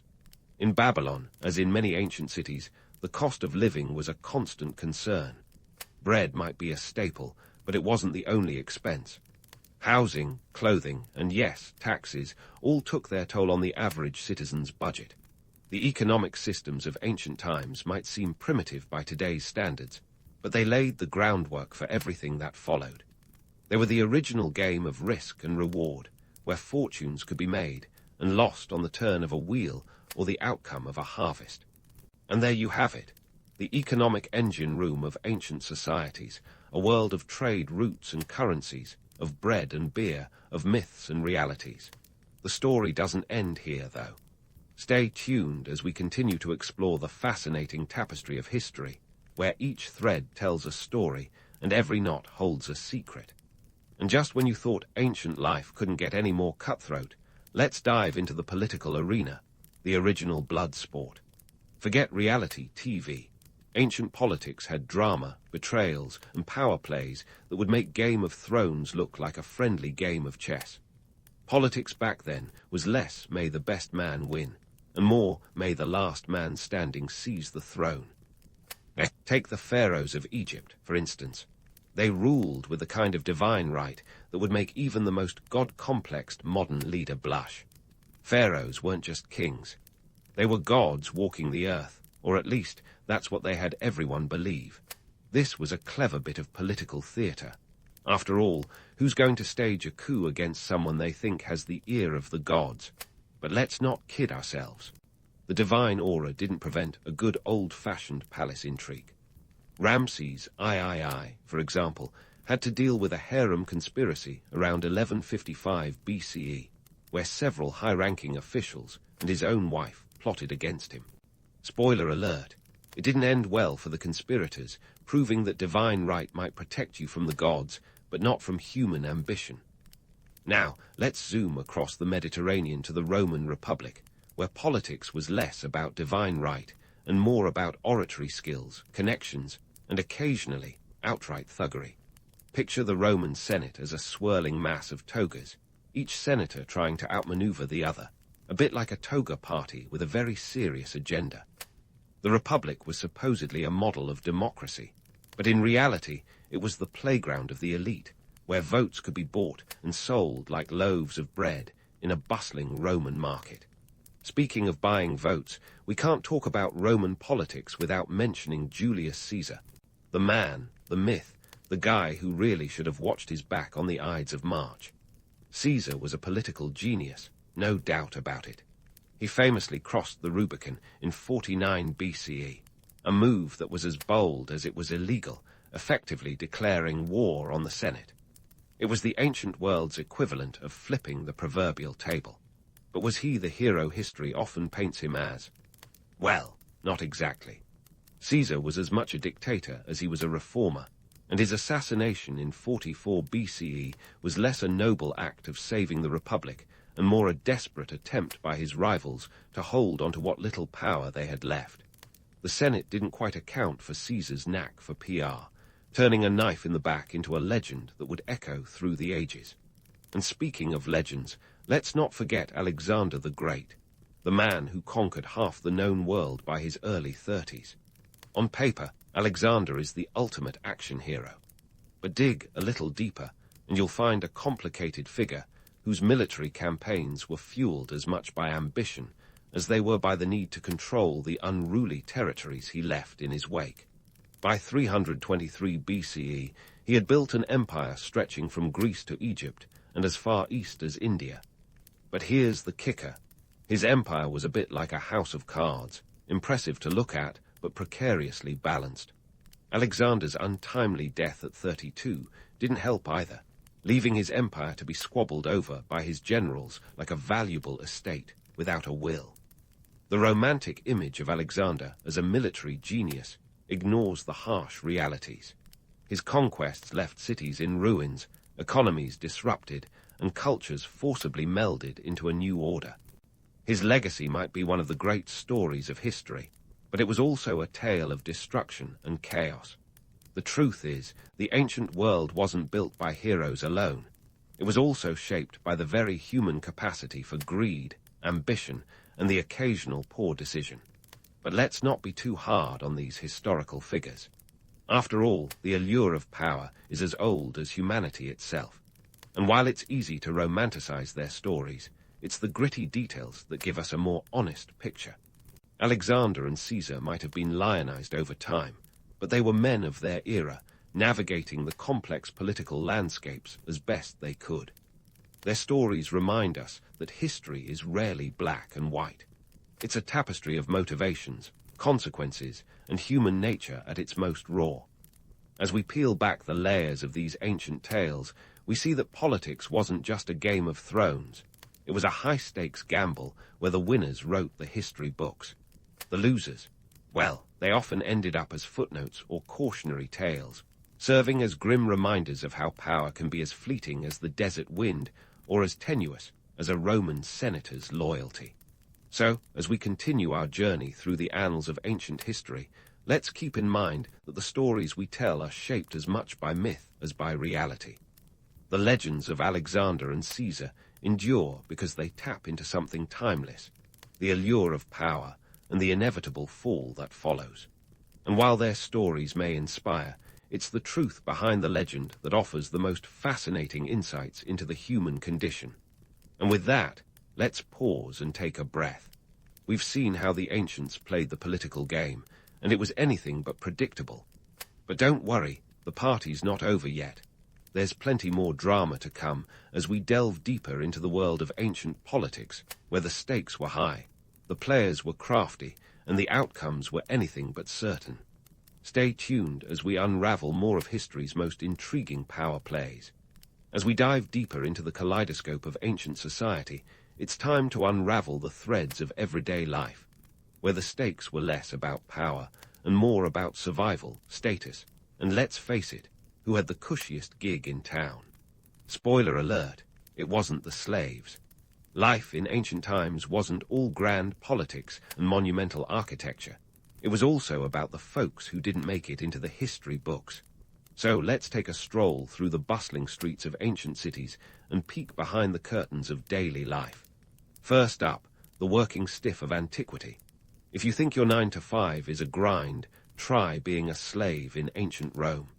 Here, the term career advancement took on a whole new meaning, namely survival. Slaves were the backbone of Roman society, doing everything from back-breaking labor in the fields to serving as domestic help for the elite. While we might romanticize gladiators as ancient rock stars, the reality was a bit more brutal. These warriors were often slaves trained to fight for the entertainment of the masses, and their lives were as expendable as the sandals on their feet. Yet some gladiators managed to win their freedom, proving that even in the harshest conditions, a flicker of hope could ignite a blaze. Now, let's switch gears to the free citizens. The ancient equivalent of having the best job might have been as a scribe in Egypt or a philosopher in Athens. Scribes, with their mastery of hieroglyphs, were akin to the IT professionals of their day, indispensable and highly respected. Meanwhile, philosophers in Greece were the influencers of ancient social media, gathering followers with their ideas rather than selfies. Socrates, for example, loved to hang out in the agora, engaging in debates that would make a modern TED talk look like a casual chat over coffee. The appeal of such roles wasn't just the respect they commanded, but the relative freedom from manual labor. When your job involves more thought than sweat, you're living the ancient dream. But what about the average Joe, or Josephine? Life for commoners was a blend of routine and ingenuity. In Greece, farmers worked the land, providing the grains and olives that fueled both the economy and the population. The rhythm of rural life was dictated by the seasons, and while it might sound idyllic, it was a struggle against nature's whims and the tax collector's demands. Meanwhile, the urbanites of ancient Rome had their own set of challenges. Housing was a mixed bag, with the wealthy lounging in sprawling villas, while the poor crammed into insulae, essentially ancient apartment blocks that were as fire-prone as they were overcrowded. And if you think modern cities are noisy, imagine living in a place where the sound of vendors hawking their wares mixed with the clatter of carts on cobblestones. It was a sensory overload that only a Roman could truly appreciate. And let's not forget the social hubs of the time, public baths. These were the Facebook of the ancient world, a place to relax, socialize, and maybe overhear a juicy bit of gossip. The Romans took their bathing seriously, with facilities that included hot and cold pools, exercise areas, and even libraries. Bathing wasn't just about cleanliness. It was a social ritual that transcended class lines. Sure, there were separate areas for different social strata, but the baths were a place where the toga-clad elite might rub shoulders with the common man, at least metaphorically. Speaking of social structures, let's talk gender roles. The ancient world wasn't exactly a bastion of equality. Women, for the most part, were relegated to the domestic sphere, their lives centered around home and family. In Athens, for instance, women had little political power, and their education was limited compared to their male counterparts. Spartan women, however, enjoyed more freedom and were known for their physical prowess and outspoken nature. They could own property and were expected to be as tough as their warrior husbands. While this sounds progressive, it was less about gender equality and more about ensuring strong offspring for the Spartan military machine. And what about that Spartan military? The romantic image of Spartan warriors as the ultimate soldiers is both true and misleading. Yes, they were highly trained from a young age, part of a society that prized military excellence above all else. But the harsh reality was that Spartans lived in a state of perpetual readiness, their lives governed by a strict code that left little room for personal freedom. The legendary Battle of Thermopylae, where 300 Spartans held off a much larger Persian force, is a testament to their discipline and bravery. Yet the Spartans didn't fight alone. They were supported by thousands of allied Greek soldiers, a fact often glossed over in favor of a cleaner narrative. Now, let's hop over to Athens and its vaunted democracy.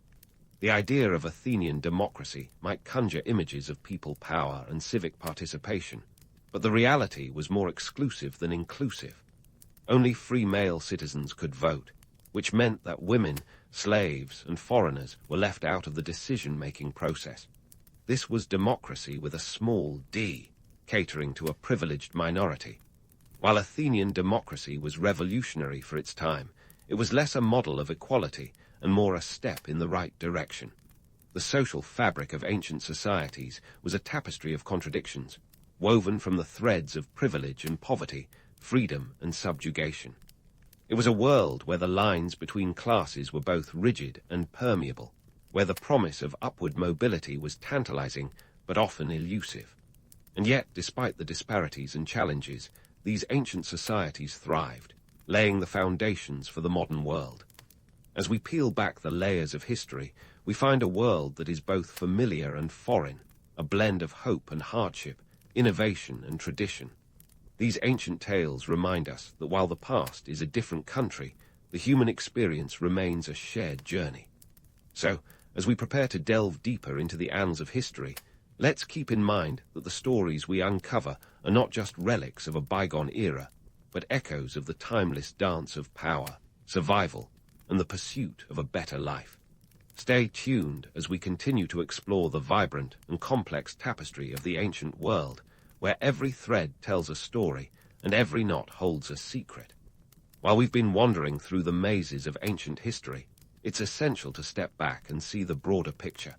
The grandeur of pyramids, the intellectual heights of Greek philosophers, and the sheer audacity of Roman engineering are more than just footnotes in time. They are the blueprints for our modern world. Let's start with Rome, where practicality was the name of the game. The Romans weren't content with just conquering lands. Oh no, they wanted to connect them too.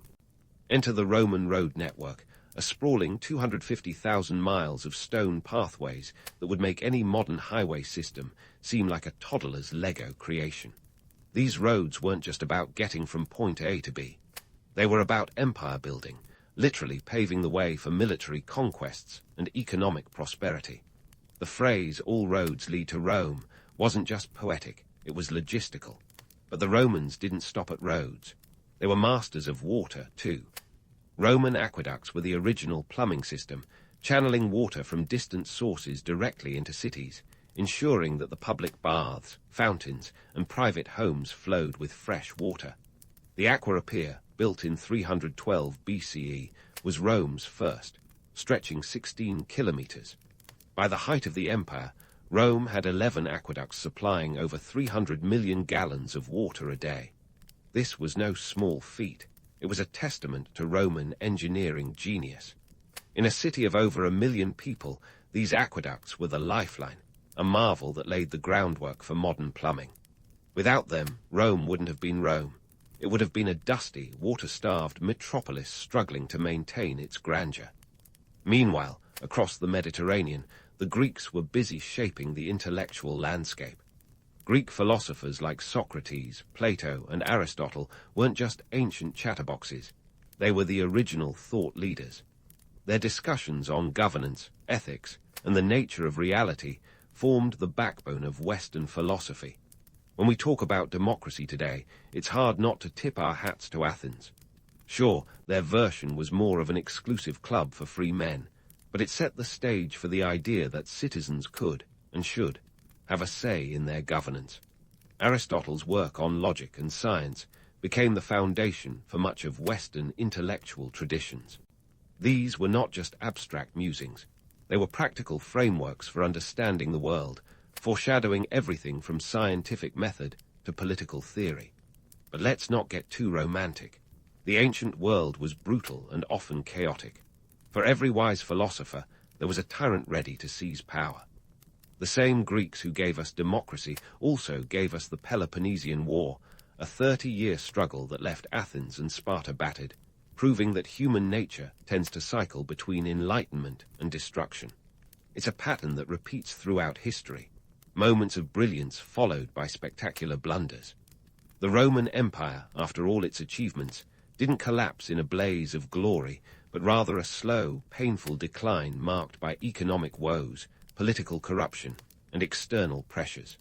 It turns out that even the most enduring empires aren't immune to the same pitfalls as lesser beings. And let's not forget the everyday folks who lived through these grand narratives. While emperors and philosophers wrote their names into history, it was the laborers, the soldiers, the scribes, and the merchants who kept the gears turning. Their lives were often harsh, dictated by survival more than ambition. Yet, in their own modest ways, they contributed to the legacy that shapes us today. They were the ones who ploughed the fields that fed empires, built the monuments that still stand, and traded the goods that connected distant cultures. Their stories might not be as glorified, but they are equally vital to understanding the ancient world. So, what do we take from all this?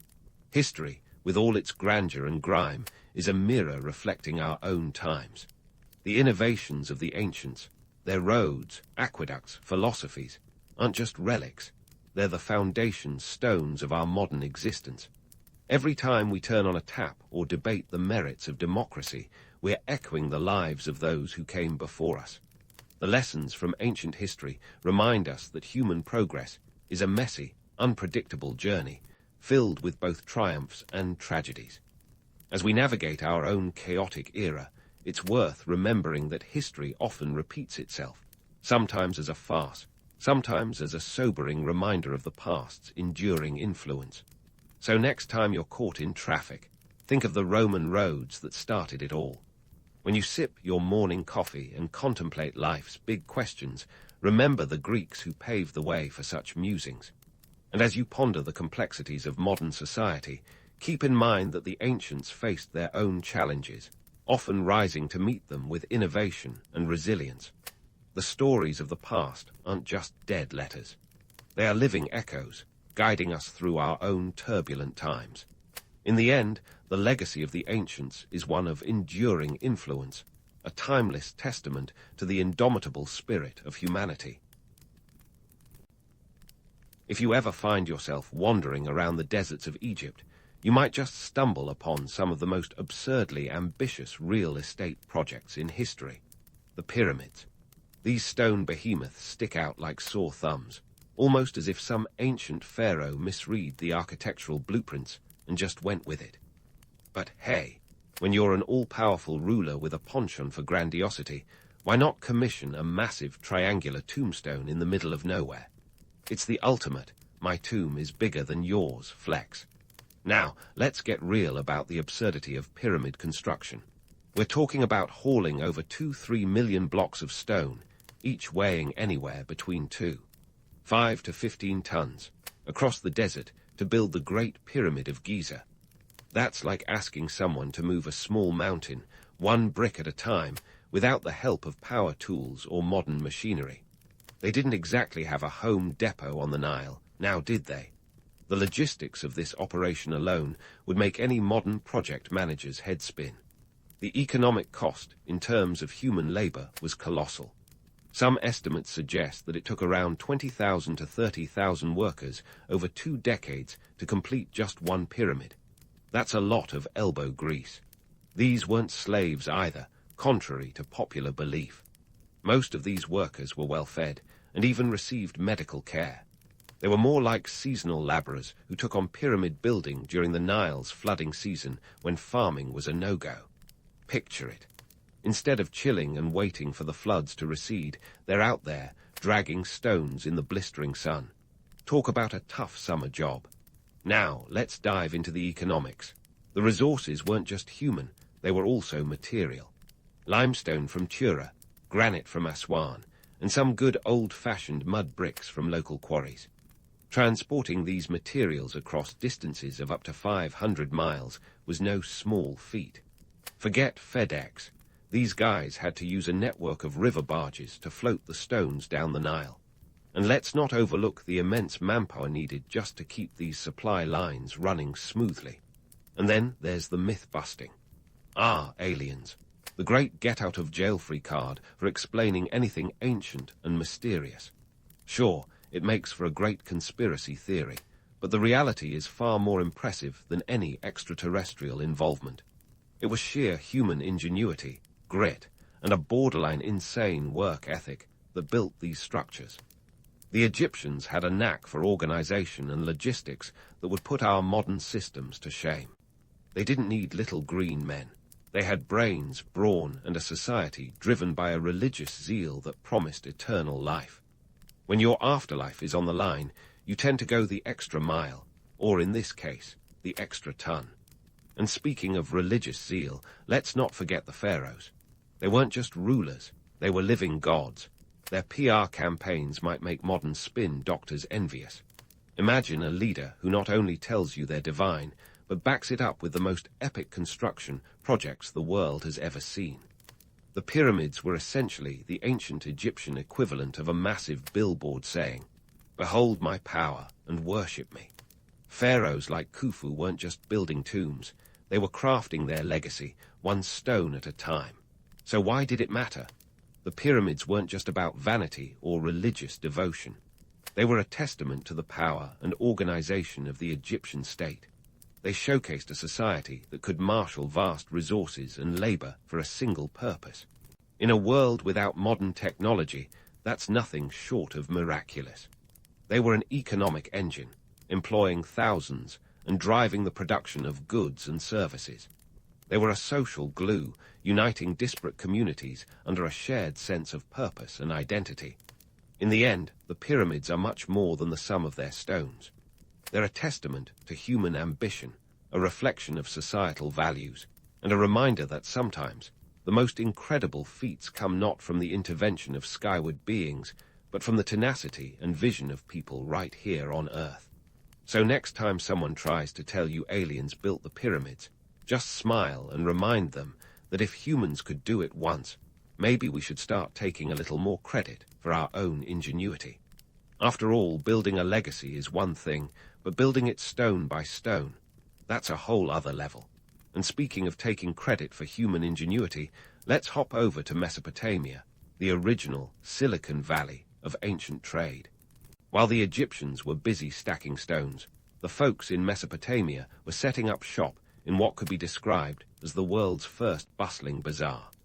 Situated between the Tigris and Euphrates rivers, this fertile crescent was more than just prime real estate. It was the epicenter of early commerce and economic innovation. Picture this, a vibrant market scene with traders haggling over everything from barley to textiles. The air thick with the clamor of negotiation, as if Wall Street decided to take a field trip back in time. But instead of stocks and bonds, They were trading in goods like copper, fish, and yes, even beer. Because even in ancient times, someone figured out that a cold brew could be worth its weight in gold, or barley in this case. Now, let's talk math. The Mesopotamians weren't just trading for fun. They were laying the groundwork for what would eventually become modern finance. They used a barter system that was as sophisticated as it was simple. Imagine calculating the value of a herd of goats in units of barley. It sounds like a math problem from hell, but for these folks, it was Tuesday.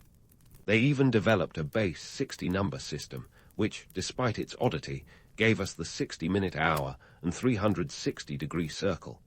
Try imagining a world where time isn't sliced up like a pizza in base 60. It's not just a quirky historical fact, it's a testament to their mathematical prowess. But what's a marketplace without a little regulation? Enter Hammurabi's code, the ancient world's version of terms and conditions. Hammurabi, the king of Babylon, wasn't just a ruler, he was the original bureaucrat. His code was a comprehensive legal document with 282 laws, and it covered everything from property rights to, you guessed it, trade regulations. So, if you thought modern bureaucracy was a headache, try navigating a legal system where the penalty for poor craftsmanship was as extreme as eye for an eye. That's right, mess up someone's house, and you might literally lose an eye. Talk about quality control. And here's where things get spicy.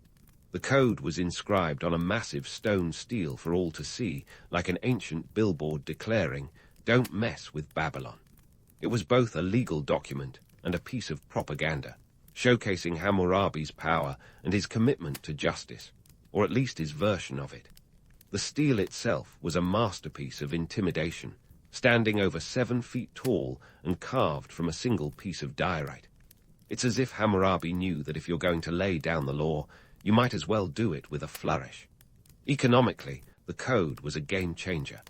It provided a sense of order in the chaotic world of trade, ensuring that disputes could be settled without resorting to fisticuffs, or worse. This legal framework allowed trade to flourish, as merchants could now operate with a degree of certainty about their rights and obligations.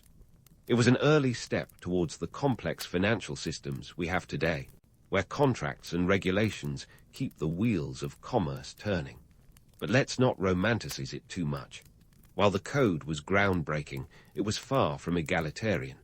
The laws were famously harsh and heavily favored the upper classes. A nobleman could get away with a fine where a commoner might face physical punishment. This wasn't justice for all, it was justice for those who could afford it. So, while Hammurabi gets points for innovation, he loses a few for inclusivity. Beyond economics and law, Mesopotamian society was a mosaic of different cultures and peoples, all contributing to this rich tapestry of trade and innovation. This diversity was both a strength and a source of tension, as different groups jostled for power and influence. It was a melting pot of ideas and goods, but also of rivalries and conflicts. The city-states of Sumer, Akkad, and Babylon were frequently at odds, each vying for control of the lucrative trade routes that crisscrossed the region. In the end, Mesopotamia's legacy is one of complexity and contradiction. It was a place of incredible innovation and ruthless competition, a society that could calculate the stars, yet struggled with the same human challenges we face today. Their successes and failures echo through time, reminding us that while the tools may change, the fundamental dynamics of human society remain remarkably consistent. So, the next time you marvel at the convenience of modern trade or curse the complexity of financial regulations, spare a thought for the ancient Mesopotamians. They were the original traders, the first to turn a profit from the chaos of commerce, and their legacy is the backbone of our economic world. As we continue this journey through history, remember, while we may have moved on from bartering goats and barley, the underlying principles of trade remain as relevant today as they were thousands of years ago. And just like them, we're all just trying to make a living in an increasingly complex world. As we sail away from the bustling bazaars of Mesopotamia, let's drop anchor in a place where democracy was born in a toga and philosophy was its sassy sidekick. Ancient Greece. Welcome to Athens, the original think tank where democracy wasn't just an abstract concept, but a full-blown experiment in governance, with all the messy trial and error you'd expect. Picture a society where the word democracy actually meant rule by the people, or at least the free male citizens who counted as the people. Women, slaves, and foreigners were all conveniently excluded from this political shindig, a glaring oversight that history has been side-eyeing ever since. Now, the Athenian democratic system wasn't just a casual town hall meeting, it was a fully fledged political machine. The assembly, or ecclesia, met about 40 times a year on the Pnyx, a hill with a view that even Instagram would envy. Here, citizens debated everything from war strategies to grain prices. If you think your local council meetings are a snooze fest, imagine a gathering of thousands debating policies with the kind of passion usually reserved for sports rivalries. This wasn't just about casting a vote. It was about shaping the polis, Athens itself, and every decision was up for grabs. But let's not get too misty-eyed about this democratic marvel. The system had its quirks, like a political version of reality TV. For instance, politicians could be kicked out of Athens via a process called ostracism. Basically, if enough people thought you were a threat to the city or just plain annoying, they'd scribble your name on a shard of pottery. Gather 6,000 votes, and it was so long farewell for 10 years. Think of it as getting voted off the island, but with pottery instead of paper. Economically, Athens was a powerhouse of trade, thanks to its strategic location and naval dominance. The city's economy was buoyed by its silver mines at Laurium, which were like an ancient version of a cash cow. This wealth funded everything from public projects to military expeditions, and it kept the city-state humming. But let's not kid ourselves. This economic success leaned heavily on the backs of slaves who worked the mines in brutal conditions. So while Athens might have been the birthplace of democracy, it wasn't exactly a bastion of equality. Enter Socrates, the original philosophical troublemaker who seemed hell-bent on poking holes in every argument he encountered. Known for his method of questioning, which, let's be honest, probably made him a nightmare at parties. Socrates was all about examining life and questioning the status quo. His approach was less about finding answers and more about exposing ignorance, which didn't exactly win him a popularity contest among the Athenian elite. And here's where things get dicey. Socrates' penchant for questioning authority landed him in hot water, leading to a trial in 399 BCE that reads like a script for a courtroom drama. Accused of corrupting the youth and impiety, he was sentenced to death by a jury of his peers. 501 jurors to be exact, just in case you thought modern juries were large. His execution by drinking hemlock became a legendary moment in history, a grim reminder that even in a democracy, being too clever for your own good can have fatal consequences. The death of Socrates was more than just a philosophical loss. It was a political earthquake that exposed the fragility of Athenian democracy. It showed how public opinion could be swayed by fear and rhetoric, a lesson that echoes in the corridors of power even today. Socrates' demise underscored the limits of free speech in a society that prided itself on open debate. It was a stark reminder that democracy, for all its virtues, is still a human endeavor, complete with all the messiness and contradictions that entails. Despite its flaws, Athens was a crucible of ideas, a place where philosophy, art, and politics collided in a glorious symphony of human ambition. It was a society that dared to dream big, even if those dreams sometimes stumbled over their own contradictions. The legacy of Athenian democracy is a testament to the power of collective decision-making, even as it serves as a cautionary tale about the dangers of exclusion and populism. As we wrap our toga around this chapter of history, it's clear that the Athenian experiment was both groundbreaking and deeply flawed. Its lessons are as relevant today as they were over 2 millennia ago, reminding us that democracy is a living, breathing entity that requires constant nurturing and vigilance. So next time you find yourself in a debate about the state of democracy, think of those ancient Athenians on the Pnyx, arguing passionately about the future of their city. They may not have had all the answers, but they sure knew how to ask the questions. And speaking of questions, what's next on our historical itinerary? Let's set sail for Rome, where we'll explore how a small city on the Tiber River became the center of a sprawling empire.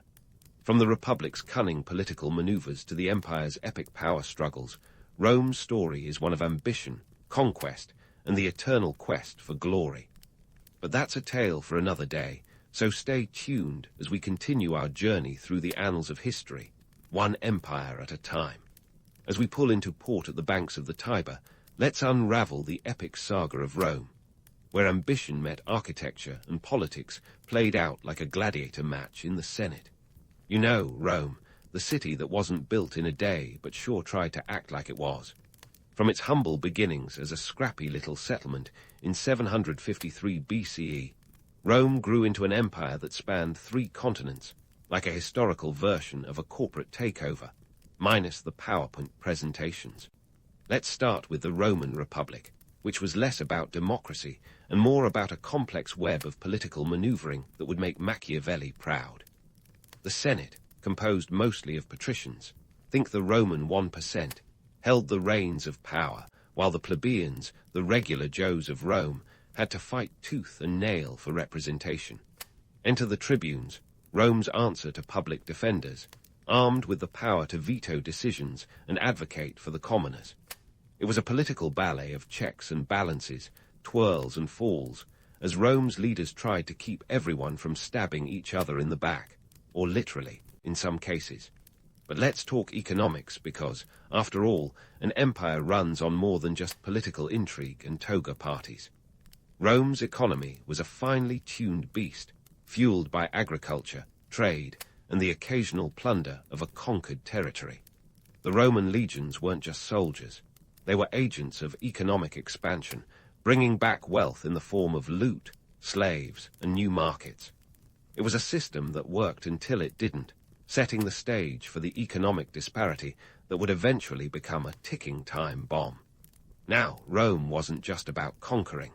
They were also the original DIY enthusiasts, churning out infrastructure projects that would make modern engineers weep with jealousy. Let's start with the roads, those famous Roman roads that stretched over 250,000 miles, enough to circle the globe 10 times.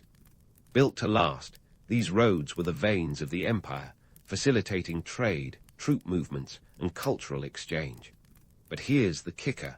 While they were engineering marvels, they were also budget nightmares. The cost of maintaining these roads was astronomical, a constant drain on the empire's coffers. It's like owning a sports car that guzzles fuel faster than you can fill the tank. And then there were the aqueducts, those magnificent arches that transporting water from distant springs to quench the thirst of Rome's swelling population.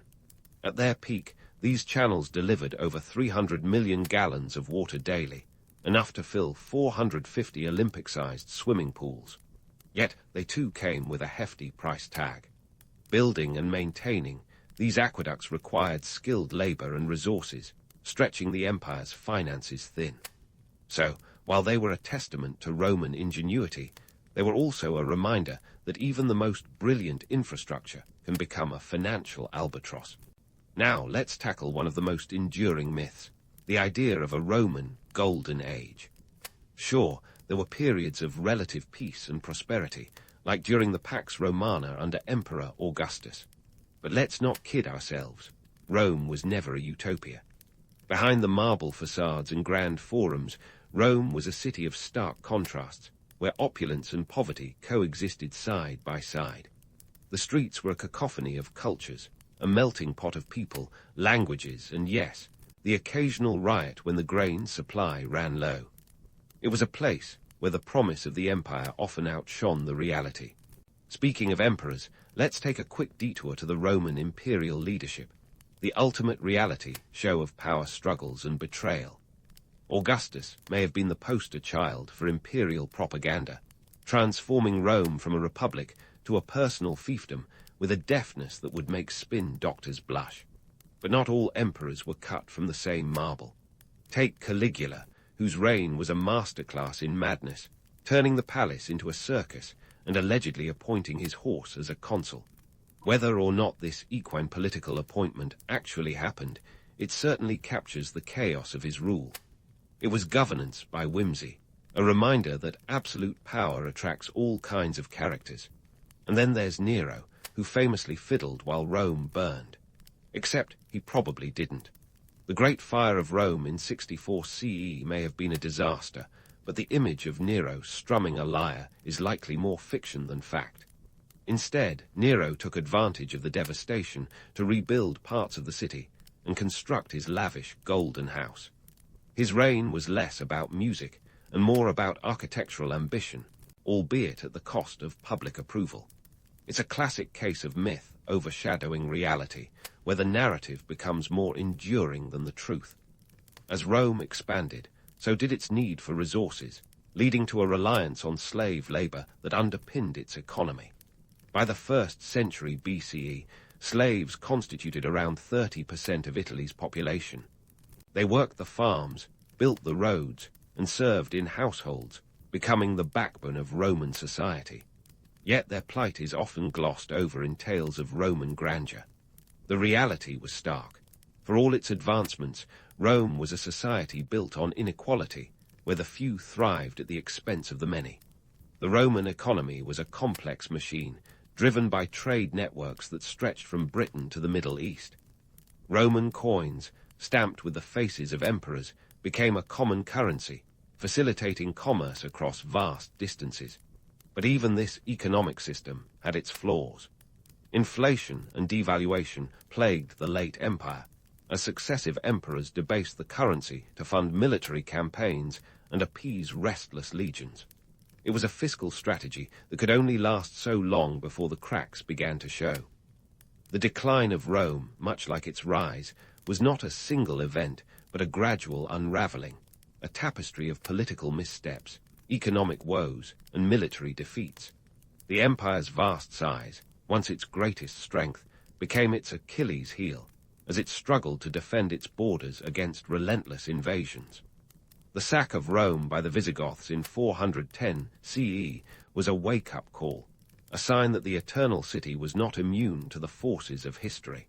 Yet, for all its faults, Rome left an indelible mark on the world. Its legal system laid the groundwork for modern jurisprudence. Its architectural innovations continue to inspire. And its stories, both heroic and cautionary, remind us of the complexities of power and ambition. As we continue our journey through the annals of history, remember that Rome wasn't just an empire. It was an idea, a testament to the heights of human achievement and the depths of human folly. So, as we bid adieu to Rome, let's set our sights on the next chapter in our historical odyssey. The stage is set for the Byzantine Empire, where we'll explore how the legacy of Rome endured in the East, a tale of resilience and transformation that kept the flame of Roman civilization alive long after the fall of the West.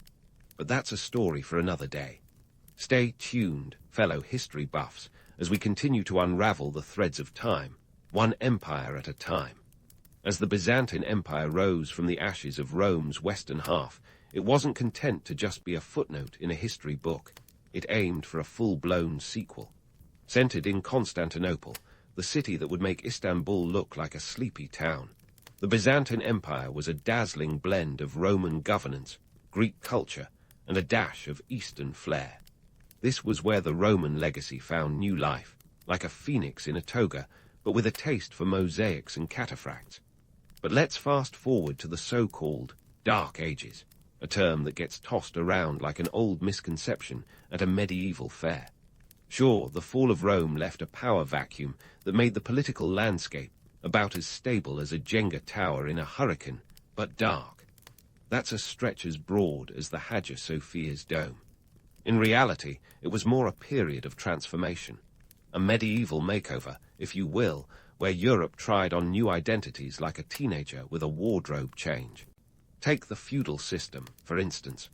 It wasn't just a hierarchy of lords, vassals, and serfs playing a centuries-long game of who owes whom what. It was the medieval answer to crowdsourcing defense. In a world where Viking raids could ruin your weekend faster than a surprise in-law visit, having a local lord with a private army was like having an insurance policy, minus the paperwork. The feudal system was society's way of saying, let's stick together or we'll all get pillaged separately. It was an economic and social contract, with land as currency and loyalty as the signature at the bottom. Now, let's talk about the technological marvels of the time, starting with the heavy plough. Before this innovation, European farmers were stuck with scratch ploughs, great for the Mediterranean's sandy soils, but about as useful as a chocolate teapot in the heavy clay soils of northern Europe. The heavy plough, with its iron blade and wheels, revolutionized agriculture, turning vast swathes of previously untillable land into fertile fields. This meant more food, more people, and eventually more towns, and not the kind that disappear after the summer festival. By the end of the first millennium, Europe was experiencing an agricultural boom, all thanks to this unsung hero of the medieval toolkit. And let's not forget the three-field system, a crop rotation method that made farming more efficient by letting one field rest while the others worked overtime to feed the population. These advancements weren't just about filling bellies. They laid the groundwork for economic growth and urbanization. Cities grew, trade routes expanded, and Europe slowly crawled out of its self-imposed isolation, blinking into the light of a wider world. Speaking of trade, the medieval period saw the rise of merchant guilds, the medieval version of a chamber of commerce, but with more jousting and fewer PowerPoint presentations. These guilds regulated trade, ensured quality control, and even wielded political power. In cities like Venice and Bruges, merchants became the new rock stars, their wealth and influence challenging the old feudal order. The Hanseatic League, a commercial alliance of trading cities along the Baltic and North Sea, was basically a medieval trade federation, ensuring that merchants could operate across borders with the kind of clout that would make a modern trade minister green with envy. But let's debunk another myth while we're at it, the idea that medieval Europe was a cultural wasteland. Enter the monastic communities, the original keepers of knowledge, who preserved and copied ancient texts with the dedication of a fan base, keeping a cult TV show alive. These monasteries were Europe's data centers, storing the wisdom of the ancients like a medieval version of Google Books, minus the search engine. They were also innovation hubs, where monks experimented with everything from better brewing techniques to early forms of mechanical clocks. So, while the knights were out crusading, the monks were quietly ensuring that Europe didn't completely forget how to read. The art of the Middle Ages wasn't all dragons and damsels either. Gothic architecture, with its soaring cathedrals and intricate stained glass, wasn't just about reaching toward heaven. It was a statement of civic pride and technological prowess. These cathedrals were community projects, often taking centuries to complete, embodying the hopes and dreams of generations. They were the medieval skyline, testaments to human ambition and the desire to leave a mark, quite literally, if you count the stonemason's initials hidden in the carvings. And while we're on the subject of leaving marks, let's give a nod to the medieval universities that sprang up during this period. Places like Bologna and Oxford weren't just ivy-covered halls for the elite, but centers of debate and learning, where scholars gathered to argue the finer points of theology, law, and medicine. These universities were the breeding ground for new ideas, the intellectual ferment that would eventually fuel the Renaissance. Ah, the Renaissance, often hailed as the glorious rebirth of classical knowledge after the supposed gloom of the Dark Ages. But let's not overlook the fact that much of what the Renaissance celebrated was built on the foundations laid during the medieval period. The rediscovery of texts, the development of the vernacular languages, and the spread of literacy all had roots in this time. The Renaissance wasn't a bolt from the blue. It was the flowering of seeds planted centuries earlier. As we wrap up this whirlwind tour through the medieval landscape, let's pause to consider the legacy of this misunderstood age. Far from being a stagnant backwater, the Middle Ages were a time of dynamic change and adaptation, a testament to human resilience and ingenuity. It's a chapter that reminds us that even in the face of upheaval, societies can innovate and thrive. The medieval period was Europe's chrysalis, a time of transformation that set the stage for the cultural and technological blossoming of the Renaissance. So, the next time someone dismisses the Middle Ages as dark, you can set the record straight with a nod to the economic, agricultural, and intellectual advances that defined the era. Because history, like life, is rarely as simple as black and white.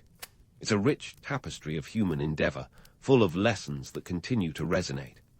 As we look back on this era, let's celebrate not just the romantic legends, but the gritty realities that make history so endlessly fascinating.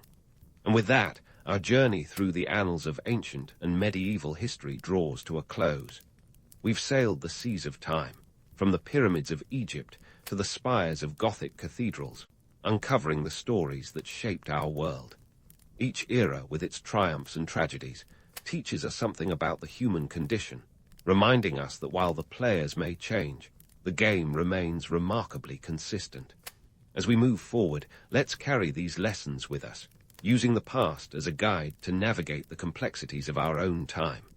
After all, history isn't just a record of what was, it's a map of what might be. In a world where the skyline was defined by towering pyramids rather than glittering glass skyscrapers, ancient Egypt was the reigning champ of monumental architecture and divine rulers. The pharaohs were the original social media influencers, minus the selfies, but with a whole lot of gold-plated bling. Forget Instagram filters. These guys had hieroglyphs and whole armies of artisans to immortalize their glory. But before we start hashtagging pharaoh life, let's sift through the sands of time to debunk some myths and uncover the raw, gritty truth behind those iconic structures that have kept us all guessing for millennia. First off, let's tackle the myth of the slave-powered pyramid. Hollywood loves this tale almost as much as it loves a good CGI explosion. Picture chains, lashings, and downtrodden masses. Sounds dramatic, right? But in reality, the story was less Ben-Hur and more Bob the Builder. Archaeological evidence, including workers' villages and burial sites, suggests that the pyramids were built by a highly skilled workforce who actually got paid for their back-breaking labor. Yes, you heard that right. Paid workers, not slaves. These folks were the OG construction crews, complete with union-like perks. They were well-fed, well-housed, and even had access to medical care, which in the Bronze Age was nothing short of revolutionary. In economic terms, building a pyramid was like constructing a megamall, but without the Starbucks on every corner. The cost of the Great Pyramid of Giza, for instance, is estimated to have been the equivalent of several $1 billion today. And what did these workers get in return for their Herculean efforts? A diet that would make any modern nutritionist cringe. Bread, beer, onions, and garlic. Apparently, the path to pyramid perfection was paved with carbs and booze. And while it sounds like a frat party gone awry, this diet was considered top-notch back in the day. Bread and beer were staples, acting as both sustenance and currency. Workers were known to receive a daily ration of around 10 loaves of bread and several jugs of beer, which was more than enough to keep them fueled for a day of hauling heavy limestone blocks. Now, let's dissect the pharaohs themselves. These rulers weren't just decked out in shiny headgear for the sake of fashion.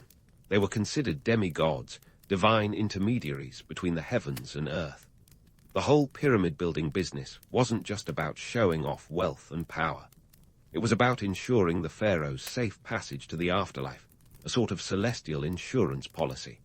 So, while we might scoff at the idea of spending fortunes on fancy tombs today, back then, it was the ultimate investment in one's eternal future. But why pyramids, you ask? Why not a modest mausoleum or a quaint crypt? Well, the pyramid shape was symbolic, representing the primordial mound from which the ancient Egyptians believed life emerged. It was a stairway to the stars, a geometric marvel designed to pierce the sky. The Great Pyramid of Giza, built for Pharaoh Khufu, stands as the tallest of these ancient skyscrapers at a staggering 481 feet. That's about 48 stories high, taller than any man-made structure, until the Eiffel Tower came along in 1889. Not bad for a civilization that didn't even have the wheel when they started stacking stones. In essence, the pyramids were a testament to human ingenuity and ambition, reflecting not just the power of the pharaohs, but the sophisticated society that supported them. They were the product of an economy that could mobilize vast resources, a political system that could maintain order, and a cultural belief system that inspired such monumental endeavors. So, while it's tempting to romanticize the pyramids as timeless symbols of an exotic past, the reality is even more astounding. These colossal structures were born from the sweat and skill of thousands of workers who, rather than living in chains, were invested in a project that defined their civilization. So, the next time you find yourself daydreaming about ancient Egypt, remember that behind the golden mask of Tutankhamun and the allure of Cleopatra, there were real people with real lives, working under real circumstances to create something that would outlast empires. They didn't just build pyramids, they built a legacy that continues to captivate us, from the sands of Giza to the screens of our smartphones. Let's raise a metaphorical jug of beer to that. Now, with our metaphorical jug of beer raised to the pyramids, let's sail across the Mediterranean to the land of olives and oracles, Greece. I know. When someone mentions ancient Greece, the brain immediately conjures up images of Socrates in his toga, waxing philosophical under the Athenian sun. But hold onto your laurel wreaths, because the reality of Greek democracy is about as idyllic as a Greek tragedy. Picture Athens, often hailed as the cradle of democracy. But before you start imagining a historical Woodstock of freedom and equality, let's get one thing straight. If you think voting was a birthright, you'd be right, if you were a male citizen. And by citizen, I mean a man who wasn't a slave, a foreigner, or, heavens forbid, a woman. That left about 10 to 20% of the population with voting rights, not exactly a landslide in the inclusivity department. The Athenian political scene was a curious mix of brilliance and the bizarre, sort of like a Renaissance fair where the performers actually believed they're medieval knights. Decision-making was often done by a group known as the Boule, a council of 500 men chosen by lot. Yes, the same method used to pick jury duty. And while the idea of random selection sounds charmingly democratic, in practice, it was like letting your cat decide who gets the last slice of pizza. Meetings of the assembly, where citizens gathered to vote on issues, were a spectacle unto themselves. Imagine hundreds of men, cloaks flapping in the breeze, crammed into the Pnyx Hill, shouting over each other like a fraternity debate night. And sobriety, optional. In fact, it was common for these gatherings to be fueled by wine, adding an extra layer of chaos to the proceedings. The Greeks had a word for everything, and for this it was symposia, a delightful term for a drinking party that occasionally veered into political discourse. But let's not dismiss the Athenian system entirely. It was groundbreaking for its time, a bold experiment in governance where ordinary citizens had a say in their city-state's fate. The democracy of Athens was a beacon that flashed its ideals across centuries, even if it was more of a candle than a spotlight. The idea of direct democracy, where citizens voted on legislation themselves rather than through representatives, was revolutionary. So, while it wasn't exactly the utopia of civic participation that Instagram might have you believe, it was a start, a step towards something greater. Now, while Athens was busy philosophizing and politicking, Sparta was perfecting the art of war. If Athens was the cerebral sibling, Sparta was the brawny one, flexing its muscles and grunting in approval. The Spartans were the original, no pain, no gain enthusiasts, turning physical fitness into a national obsession. Forget your CrossFit and Pilates. In Sparta, your entire life was a boot camp. Spartan society was a militaristic machine, designed to churn out warriors who would make even the most disciplined of modern soldiers look like slackers. From the tender age of 7, Spartan boys were whisked away to the Agoge, a state-sponsored training regime that was less about education and more about survival of the fittest. This wasn't just PE class. It was a brutal initiation into a life where weakness was not an option. Training included everything from combat skills to stealing food. Yes, stealing. The latter was encouraged as a way to cultivate cunning and resourcefulness, but heaven help the boy who got caught. Punishment was swift and severe. And what did you get for surviving this grueling childhood? A life of service to the state, of course. Spartan men were expected to live in communal barracks until the age of 30, even if they were married, because nothing says marital bliss like spending more time with your comrades than your spouse. Women, on the other hand, had relatively more freedom compared to their Athenian counterparts. They could own property, receive an education, and were expected to maintain physical fitness to ensure they bore strong offspring. Talk about a society that literally bred strength. Economically, Sparta was an anomaly. While most Greek city-states relied on trade, Sparta was famously insular, shunning coinage and commerce in favor of a land-based economy supported by the labor of helots, a subjugated population who worked the fields. The Spartan disdain for wealth was legendary. Their iron currency was deliberately cumbersome to discourage accumulation. Imagine trying to buy a loaf of bread with a sack of anvils. Conspicuous consumption wasn't exactly a thing in Sparta. Yet, for all its harshness, the Spartan system was remarkably effective. Its military prowess was unmatched, culminating in legendary feats like the Battle of Thermopylae, where 300 Spartans, and let's not forget their allies, held their ground against a massive Persian army. But let's not romanticize too much. The Spartan way of life was as much about oppression and control as it was about valor and discipline. Helots outnumbered Spartan citizens, and keeping them in check required constant vigilance and brutality. So, as we toast to the heady days of Greek democracy and Spartan discipline, let's remember that the past isn't just a collection of dusty scrolls and broken pottery. It's a tapestry woven with human ambition, folly, and resilience.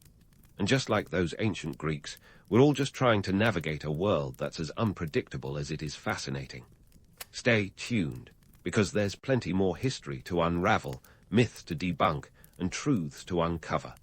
As we sail away from the disciplined shores of Sparta and the philosophizing hills of Athens, our next historical pit stop takes us to Rome, the bustling metropolis where ambition met architecture in a head-on collision.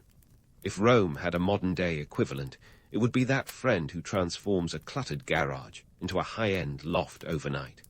Sure, it wasn't built in a day, but the Romans sure knew how to make every minute count. With an empire stretching its marble-laden arms across Europe, northern Africa, and parts of Asia, Rome was the original global superpower, fueled by a robust economy that made Jeff Bezos look like a penny-pincher. Let's dive into the nitty-gritty of what made Rome tick, starting with their obsession with roads. Remember the phrase, "All roads lead to Rome." It wasn't just a catchy slogan, it was a strategic masterstroke.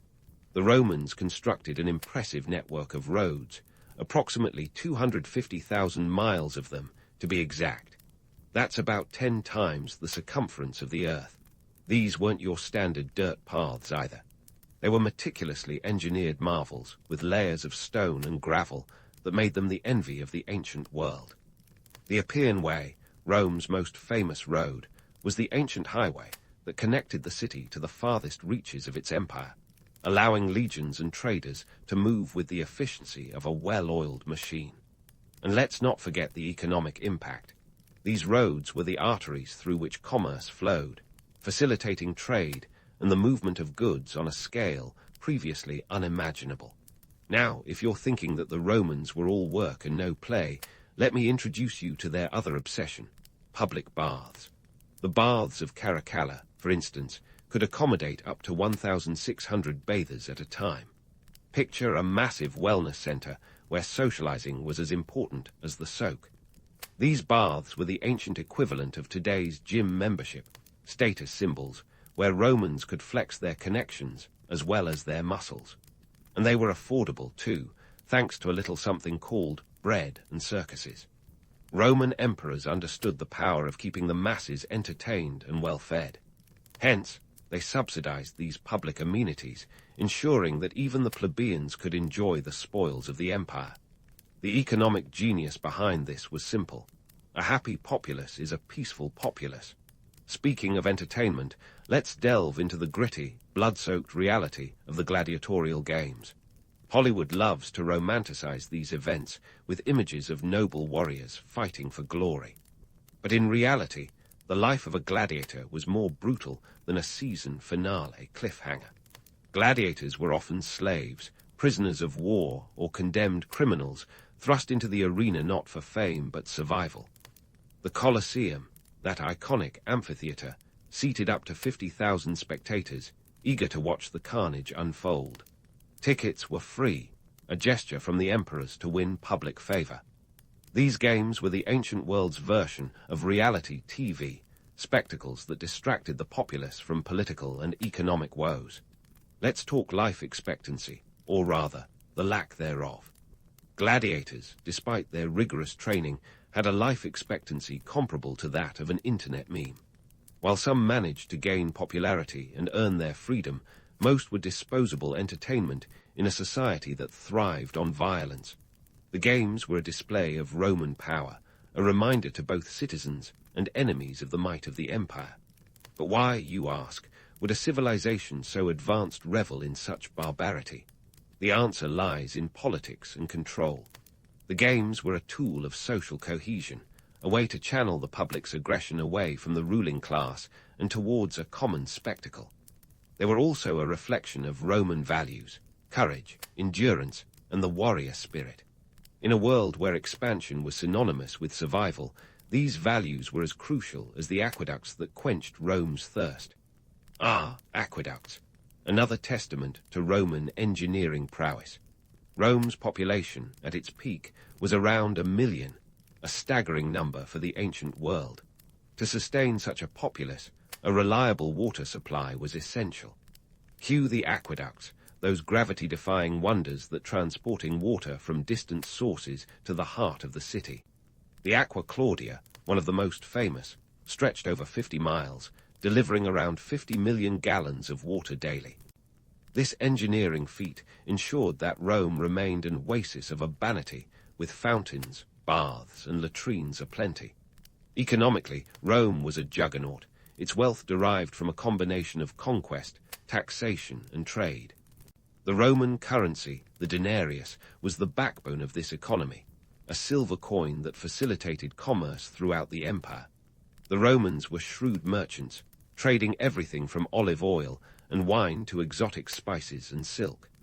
Their market was a melting pot of cultures, a bustling bazaar where East met West in a cacophony of haggling and deal-making. It's easy to romanticize Rome as the cradle of civilization, and in many ways it was. But let's not forget the undercurrent of exploitation that fueled its grandeur. Slavery was rampant, with an estimated 30% of the population in bondage at the height of the empire. These slaves were the invisible hands that built the roads, tilled the fields, and kept the economy humming. The grandeur of Rome was, in many ways, built on their backs. So, as we stroll through the Forum, marvel at the Pantheon, and imagine the roar of the Colosseum, let's remember that Rome was a city of contrasts. It was a place where opulence and poverty coexisted, where innovation met exploitation, and where the line between civilization and barbarity was as blurred as a politician's promise. The Roman Empire was a testament to human ambition, a grand experiment that left an indelible mark on history. But as we bask in its architectural wonders and marvel at its enduring influence, let's also reflect on the lessons it holds for us today. Stay tuned as we continue to unravel the threads of history, peeling back the layers of myth to reveal the raw, unvarnished truth. There's plenty more to explore in this ancient world where empires rose and fell, leaving behind echoes that still resonate in our modern lives. As we leave behind the marble-clad grandeur of Rome, let's pivot our compass eastward to the vast expanse of ancient China, a place where silk wasn't just a fabric but a currency, and walls weren't just boundaries but statements of imperial ambition. Cue the Silk Road, the ancient world's equivalent of the information superhighway, minus the cat memes. This sprawling trade network stretched over 4,000 miles, linking China with the Mediterranean, and it wasn't just about silk, folks. It was a bustling bazaar of goods, ideas, and, inevitably, germs. Yes, even in ancient times, globalization came with its own set of germs. Talk about an ancient twist on unintended consequences. The Han dynasty, reigning from 206 BCE to 220 CE, was like the corporate overlord of this trade bonanza. Imagine the emperor as the CEO of an empire so vast that keeping tabs on it was akin to managing a Fortune 500 company with a communication system that involved a lot of horseback riding.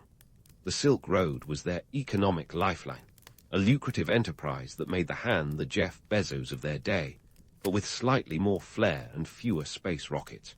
Now, let's talk about the Han bureaucracy, a labyrinthine system that makes today's red tape look like a kindergarten craft project. The civil service exam, a grueling test of Confucian classics, was your ticket to the bureaucratic big leagues. It was the SAT of ancient China, but instead of college, you got a cushy government job, if you were a man, of course. And if you think cramming for finals was tough, try memorizing thousands of Confucian sayings. But the payoff was worth it. Power, prestige, and the ability to make everyone's life just a little more complicated with a stroke of your brush. Maintaining such a sprawling empire wasn't cheap. The cost of keeping the Silk Road safe from bandits and ensuring the Great Wall didn't crumble into a pile of historical Legos was astronomical. The Great Wall, after all, wasn't just a wall. It was the world's longest security system. Stretching over 13,000 miles, it was less about keeping out the Mongols and more about projecting power and control. The wall's construction involved millions of laborers, many of whom were conscripted workers. Think of it as an epic, centuries-long construction project where safety regulations were more of a suggestion than a rule. The Han dynasty's economic strategy was a balancing act worthy of Cirque du Soleil. On one hand, they had a state monopoly on salt and iron, creating a steady stream of revenue. On the other, they had to appease the landed gentry who weren't thrilled about state interference. It was a delicate dance that required the political acumen of Machiavelli and the patience of a saint. The Han emperors navigated these waters with varying degrees of success, proving that even in ancient times, politics was a game of thrones. Speaking of thrones, let's not forget the emperor himself, the ultimate figurehead of the Han dynasty. Picture this, a ruler draped in silk, wielding the mandate of heaven like a celestial stamp of approval. The mandate was a divine right to rule, but it came with strings attached. Lose the favor of the gods, and you could find yourself deposed faster than you can say, dynastic cycle. It was a system that kept emperors on their toes and palace intrigue at a fever pitch. Now, let's take a detour to Xi'an, where the terracotta army stands vigilant, ready to defend Emperor Qin Shi Huang in the afterlife.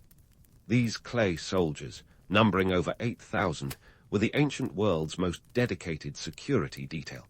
Each figure was unique, a testament to the craftsmanship of an army of artisans who spent years perfecting their clay creations. This wasn't just about protection. It was a display of power, a reminder that even in death, the emperor demanded absolute loyalty. The economic implications of such a project were staggering. The sheer manpower and resources required to create the terracotta warriors could have bankrupted lesser kingdoms. But for the first emperor of a unified China, it was a small price to pay for immortality. This grandiose project was as much about the afterlife as it was about leaving a legacy that would echo through the halls of history. Of course, the Han dynasty wasn't all silk and splendor. The reality was more like a complex tapestry, woven with threads of prosperity and strands of suffering. Peasant revolts were a common occurrence, fueled by heavy taxation and the oppressive demands of the state. The Yellow Turban Rebellion, which erupted in 184 CE, was a stark reminder that even the mightiest empires are vulnerable to the rumblings of discontent from below. Amidst the grandeur and turmoil, the Han Empire left an indelible mark on history. Their innovations in technology, such as the invention of paper and the refinement of the seismograph, set the stage for future advancements. And while the Silk Road may have been a highway of trade, it was also a conduit for cultural exchange. Buddhism, for instance, traveled along these ancient routes, planting seeds that would blossom across China and beyond. So, as we navigate the intricate corridors of the Han Dynasty, let's remember that history is a mosaic of ambition and adversity, where the lines between legend and reality are as fluid as the silk that once flowed from east to west. The echoes of this era still resonate, a testament to the enduring power of human ingenuity and the relentless drive for connection. Stay tuned, because our journey through history is far from over. There's more to uncover, more myths to bust, and more truths to reveal as we continue our exploration of the ancient world. As we leave behind the echoes of the Han Dynasty, let's dive headfirst into the misty jungles of Mesoamerica, where the Mayan civilization was busy rewriting the rulebook on astronomy, architecture, and bizarrely enough, sports. Forget the doom-laden prophecies you've heard about their calendar. The Mayans were less about predicting the end of the world and more about understanding its intricate dance. Their calendar was an astronomical marvel, not a ticking time bomb, and the temples they built were celestial observatories clad in stone. Picture the temple of Kukulkan at Chichen Itzá, a pyramid so perfectly aligned with the cosmos that it would give any modern architect a run for their money. Built between the 8th and 12th centuries, this staggering structure is a calendar in stone, with 365 steps to match the days of the year. During the spring and autumn equinoxes, the setting sun casts a shadow that resembles a serpent slithering down the pyramid side, a spectacle that must have been the ancient world's equivalent of a blockbuster movie premiere. Talk about a celestial showstopper. While the Mayans didn't invent the calendar, they fine-tuned it with the precision of a Swiss watchmaker, dividing time into cycles that kept their society in sync with the stars. But as with any great civilization, the Mayans were more than just their monuments. They were a society that thrived on knowledge, trade, and most curiously, a penchant for a ball game that was part sport, part ritual, and entirely dangerous. Forget your FIFA World Cups. The Mayan ball game was played on courts that make today's stadiums look like playgrounds. The Great Ball Court at Chichen Itzá stretches a whopping 545 feet long and 225 feet wide, with towering stone walls that could turn a missed shot into a concussion. The stakes were high, literally life and death. While there's debate on whether the losers were sacrificed, one thing is clear: this was not a game for the faint-hearted. Let's talk astronomy. The Mayans weren't just stargazers. They were the Neil deGrasse Tysons of their day, charting celestial movements with an accuracy that would make modern astronomers nod in approval. They tracked the cycles of Venus, the Moon, and the Sun, translating these cosmic events into an intricate calendar system. The Dresden Codex, one of the few surviving Mayan manuscripts, is a testament to their astronomical prowess, packed with data on lunar eclipses, solstices, and even predictions of solar events. Economically, the Mayan civilization was a masterclass in trade and agriculture. They cultivated crops like maize, beans, and cacao, the latter of which was so treasured it was used as currency, a form of liquid gold that fueled a vibrant trade network. Chocoholics take note. The Mayans were the original purveyors of everyone's favorite guilty pleasure. But beyond agriculture, they engaged in extensive trade with neighboring civilizations, exchanging goods such as jade, obsidian, and textiles. Their economy was a web of commerce that supported a population peaking at around 2 million in the Classic period, between 250 and 900 CE. Politically, the Mayans were organized into city-states, each ruled by a king who wielded both secular and religious authority. These rulers were less concerned with territorial expansion than with maintaining the cosmic balance, a system that worked until it didn't. The reasons for the Mayan collapse in the 9th century are as complex as the civilization itself, involving a cocktail of environmental factors, overpopulation, and political strife. It's a cautionary tale of what happens when the scales of sustainability tip too far. Now, as we unravel the layers of the Mayan world, it's worth noting that their legacy is more than ruins and relics. Their influence extends into the present. with millions of people in Mexico and Central America still speaking Mayan languages and preserving cultural traditions. The Mayans remind us that while civilizations may rise and fall, their impact can ripple through time, leaving an indelible mark on future generations. So, as we stand on the precipice of history, peering back at the civilizations that shaped our world, what have we learned? Perhaps it's that human nature is as unchanging as it is unpredictable. Whether it's the Egyptians building pyramids in the desert sun, the Greeks debating under the Athenian sky, the Romans engineering roads that connected continents, the Chinese weaving a tapestry of trade across Asia, or the Mayans aligning their temples with the stars, one thing is clear. Our quest for knowledge, power, and connection is eternal. In the grand tapestry of history, the threads of ambition and adversity, innovation and exploitation are woven together in a pattern as complex as the universe itself. As we reflect on the legacies of these ancient civilizations, let's remember that while the tools and technologies may change, the essence of humanity remains the same. We are all players in the great game of civilization, navigating a world that is as challenging as it is awe-inspiring.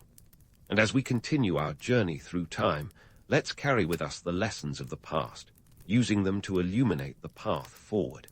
So here's to the architects of antiquity, the astronomers of old, the traders, the warriors, the philosophers, and the dreamers.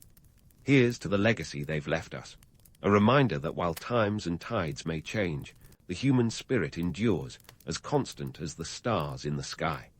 As we close the final chapter of our ancient history escapade, let's raise a glass to the past and a toast to the future, for the story of humanity is far from over. Stay curious, stay questioning, and most of all, stay tuned.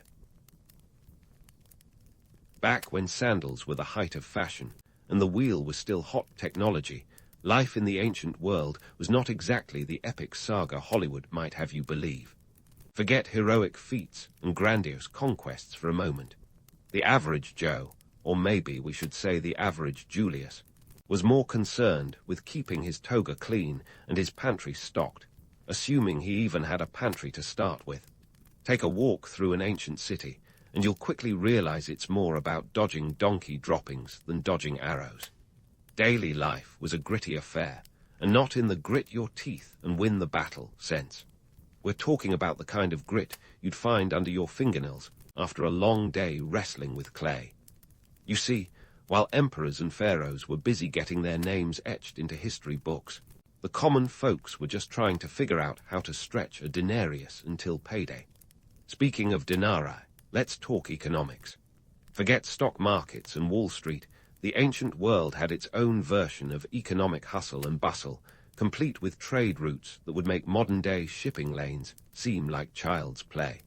The Silk Road, for instance, was less a road and more a convoluted network of paths that snaked across Asia like a particularly determined game of snakes and ladders. This was no simple Sunday drive.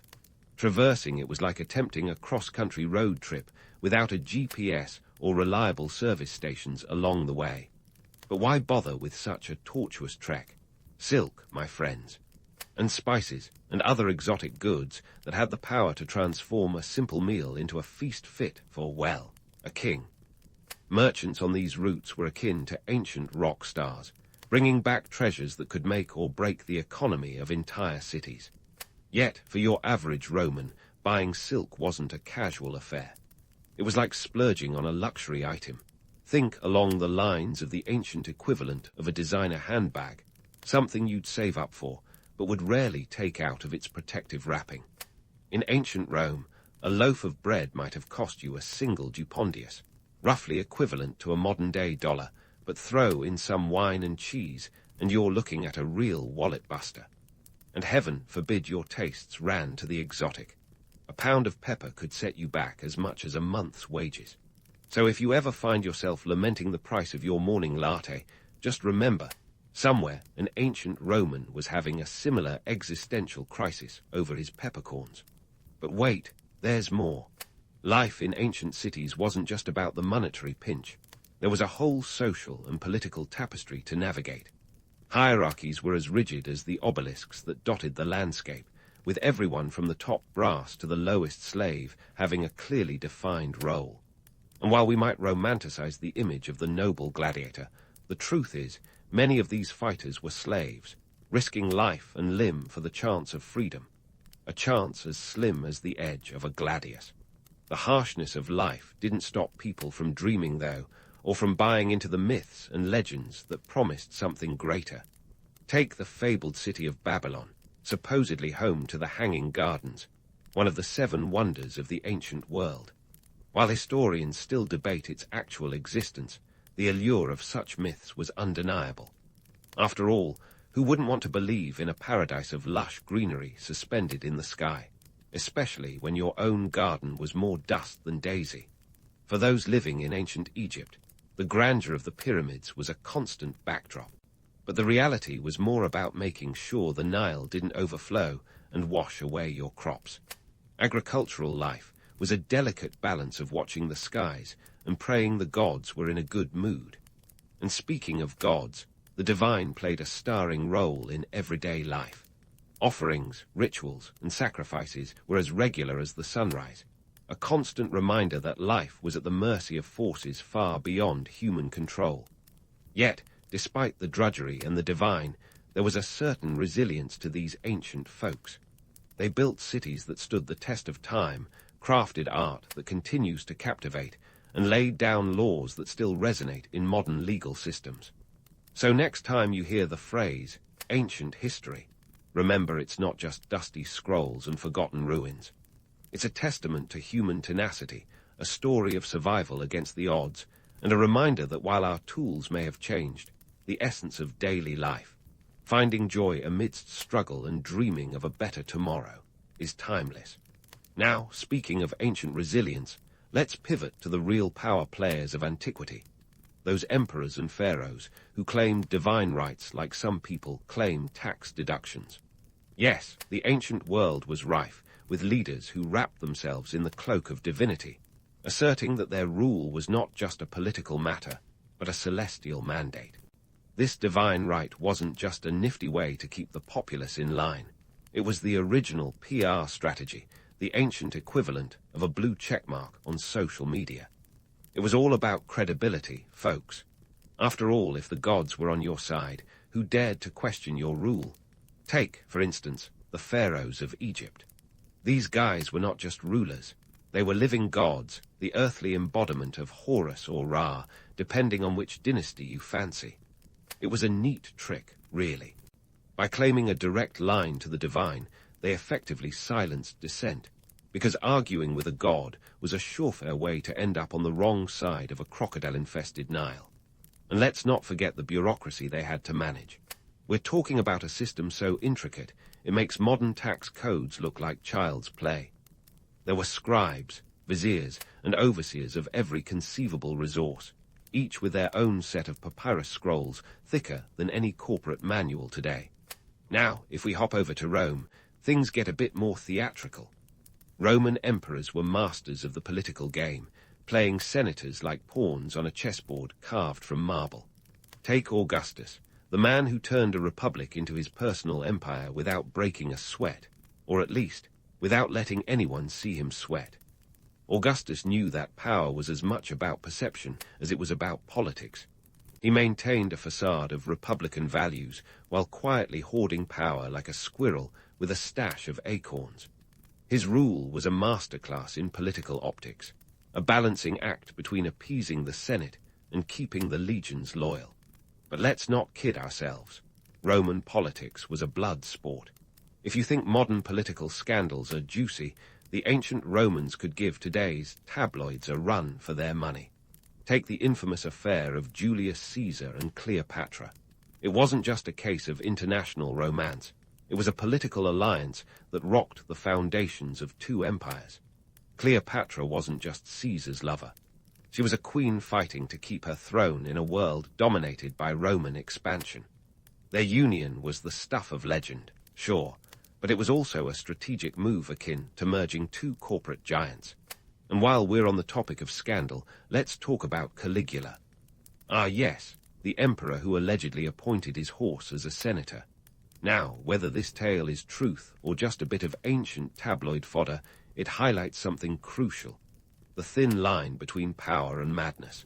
Caligula's reign was a cautionary tale in the dangers of unchecked authority. An emperor so unhinged, he makes today's political antics seem almost quaint. Meanwhile, back in the land of the pharaohs, we have Akhenaten, the original religious reformer. This guy decided that the traditional pantheon of Egyptian gods just wasn't cutting it, so he introduced a monotheistic worship of Aten, the sun disk. Talk about a bold move. Imagine trying to convince an entire nation to abandon centuries of religious tradition. It's like telling a die-hard sports fan to switch teams mid-season. Akhenaten's reform was as much a political maneuver as it was spiritual, an attempt to consolidate power by centralizing religious authority. Unfortunately, his successors quickly undid his work, proving that even divine rulers could have their reforms tossed aside faster than a pharaoh's chariot. Now, let's not forget the bureaucrats, the unsung heroes of ancient governance. These were the folks who kept the wheels of empire turning, the administrators who ensured that taxes were collected and projects completed. In ancient China, the civil service exam was the golden ticket, a rigorous test that determined who would join the ranks of the imperial bureaucracy. It was a meritocratic system, theoretically open to anyone who could pass the exams, though in reality, access to education was a privilege of the elite. Still, it was an innovative approach to governance, one that laid the groundwork for modern civil services.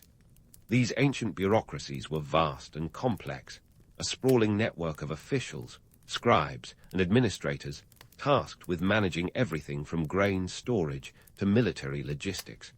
The Roman Empire, at its height, stretched over 25 million square miles, with a population of around 70 million. Keeping such an empire running smoothly required an army of bureaucrats, each with their roles and responsibilities carefully delineated. It was a system that relied on efficiency and order, yet was prone to corruption and intrigue, the latter often leading to the kinds of scandals that would have kept ancient gossip columns buzzing. And let's not overlook the movers and shakers behind the scenes, those who wielded power without ever wearing a crown. In Rome, the Senate was a force to be reckoned with, a body of patricians who could make or break an emperor's rule. These senators were the original power brokers, negotiating alliances and orchestrating political maneuvers with the deftness of a chess grandmaster. Meanwhile, over in Persia, the satraps, regional governors, held sway over their territories with a mix of authority and autonomy, balancing local interests with the demands of the central government. Each empire had its own unique blend of politics and power, a tapestry woven with the threads of ambition, intrigue, and sometimes outright treachery. It was a world where the line between legend and reality often blurred, where the tales of gods and heroes intermingled with the gritty realities of governance and control. These stories remind us that history is not just a list of dates and names, but a mosaic of human experience, a testament to the enduring complexity of leadership and the timeless dance of power and ambition. So, as we delve deeper into the corridors of ancient power, remember, behind every grand palace and towering monument were real people, navigating the same human dramas we see today. These rulers and their machinations offer a window into the past, a chance to understand not just what happened, but why it mattered. And as we explore their world, let's keep our eyes open for the lessons they offer, insights into the nature of power that resonate as strongly today as they did thousands of years ago. Speaking of power dynamics and ancient PR campaigns, let's dive into the world of myth-making and legend crafting that has shaped our views on some of history's biggest figures. Take the Spartans, for example, the poster boys of ancient military prowess, right? Thanks to a certain movie that shall remain nameless, these guys are seen as the ultimate warriors, with abs of steel and a penchant for shouting, "This is Sparta," at anything that moves. But peel back the layers of legend, and you'll find a more nuanced reality. The Spartans were indeed formidable fighters, but the 300 narrative of facing Persia with a tiny force is more fiction than fact. At the Battle of Thermopylae in 480 BCE, those brave Spartans didn't stand alone. They were backed by thousands of other Greek soldiers. Leonidas and his men were part of a broader coalition, not a lone band of heroes holding the line. And while their last stand was undeniably heroic, the real story is a testament to the power of teamwork over individual glory. The Spartans' enduring legacy owes much to their rigorous training regime, which began at age 7, and less to their mythical one-against-many image. Now, speaking of captivating tales, enter Cleopatra, a name synonymous with beauty and seduction. Popular culture paints her as the femme fatale of antiquity, the siren who brought mighty men to their knees. But hold on. Let's untangle the myth.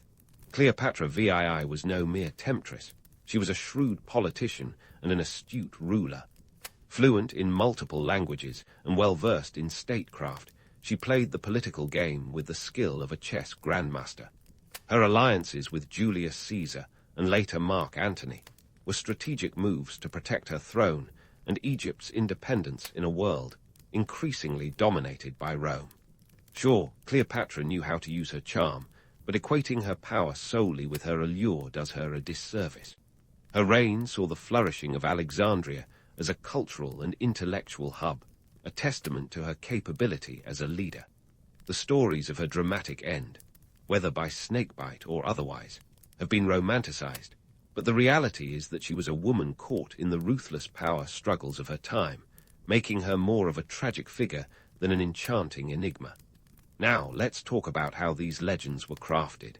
In the ancient world, storytelling was a tool of influence, a way to shape public perception. Much like today's media spin, leaders and their scribes created narratives to bolster their image and legitimize their rule. The tales of the Spartans and Cleopatra were ancient PR campaigns, carefully curated stories that echoed through the ages. They offer insight into the societies that spawned them, reflecting values, fears, and aspirations that resonate even today. Take the Greeks, who exalted the idea of the heroic warrior, reflecting their fierce independence and communal spirit. Meanwhile, Cleopatra's legend speaks to the allure and danger of female power, a narrative that both fascinated and threatened the male-dominated Roman world. These myths served as cultural touchstones, reinforcing societal norms while providing a canvas for collective dreams and anxieties. And let's not forget the economic angle. The myths weren't just about heroics and beauty. They were intricately tied to wealth and power. For Sparta, a society that prioritized military might over commerce, the legend of unbeatable warriors served as a deterrent, keeping potential invaders at bay and preserving their way of life. Cleopatra's Egypt, on the other hand, was a land of immense riches, with the Nile's bounty funding her reign and her ventures. Her alliances with Rome were as much about securing economic interests as they were about political survival. So what do we take away from these tales? They remind us that history is written by the victors, or at least those with the best storytellers. The legends of Sparta and Cleopatra are captivating precisely because they blend fact with fiction, offering narratives that appeal to both our desire for drama and our quest for understanding. They highlight the timeless nature of storytelling as a means of shaping reality and the enduring human tendency to elevate certain figures to mythic status. As we continue our journey through the ancient world, remember that every legend has its roots in reality, every myth a kernel of truth. The challenge is to discern the message behind the myth, to understand the underlying truths these stories convey about human nature and societal dynamics. In doing so, we gain not only a clearer picture of the past, but also a deeper insight into the narratives that continue to shape our world today. So, as we leave the tales of Sparta and Cleopatra behind, let's turn our gaze to other legends waiting to be unraveled, each with its own story to tell and lessons to impart. The irresistible allure of ancient legends. They captivate us with tales of grandeur, yet behind every myth lies a tale of gritty reality. As we peel back the layers of heroic feats and romantic escapades, let's pivot to the real unsung heroes of civilization, technology and innovation. Yes, The ancient world had its own tech booms, and no, they didn't involve the latest smartphone or self-driving chariot.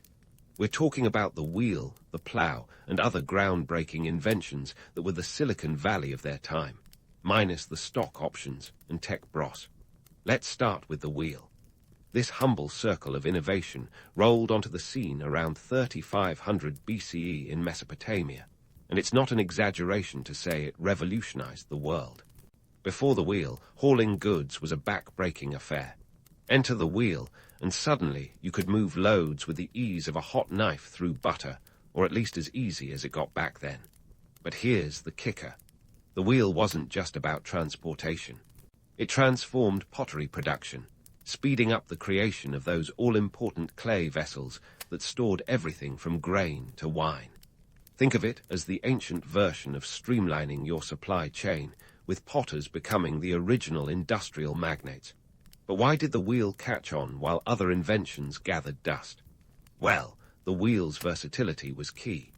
It fits seamlessly into existing technologies, like the cart and the potter's wheel, making it the Swiss Army knife of its day. Meanwhile, other innovations, like the Antikythera mechanism, an ancient Greek analog computer, were less widely adopted because they were niche, complex, and let's face it, not everyone was a budding astronomer looking to track celestial bodies. It's the age-old story of user adoption. The simpler and more broadly applicable the technology, the faster it spreads. Now, let's plow into agriculture, quite literally.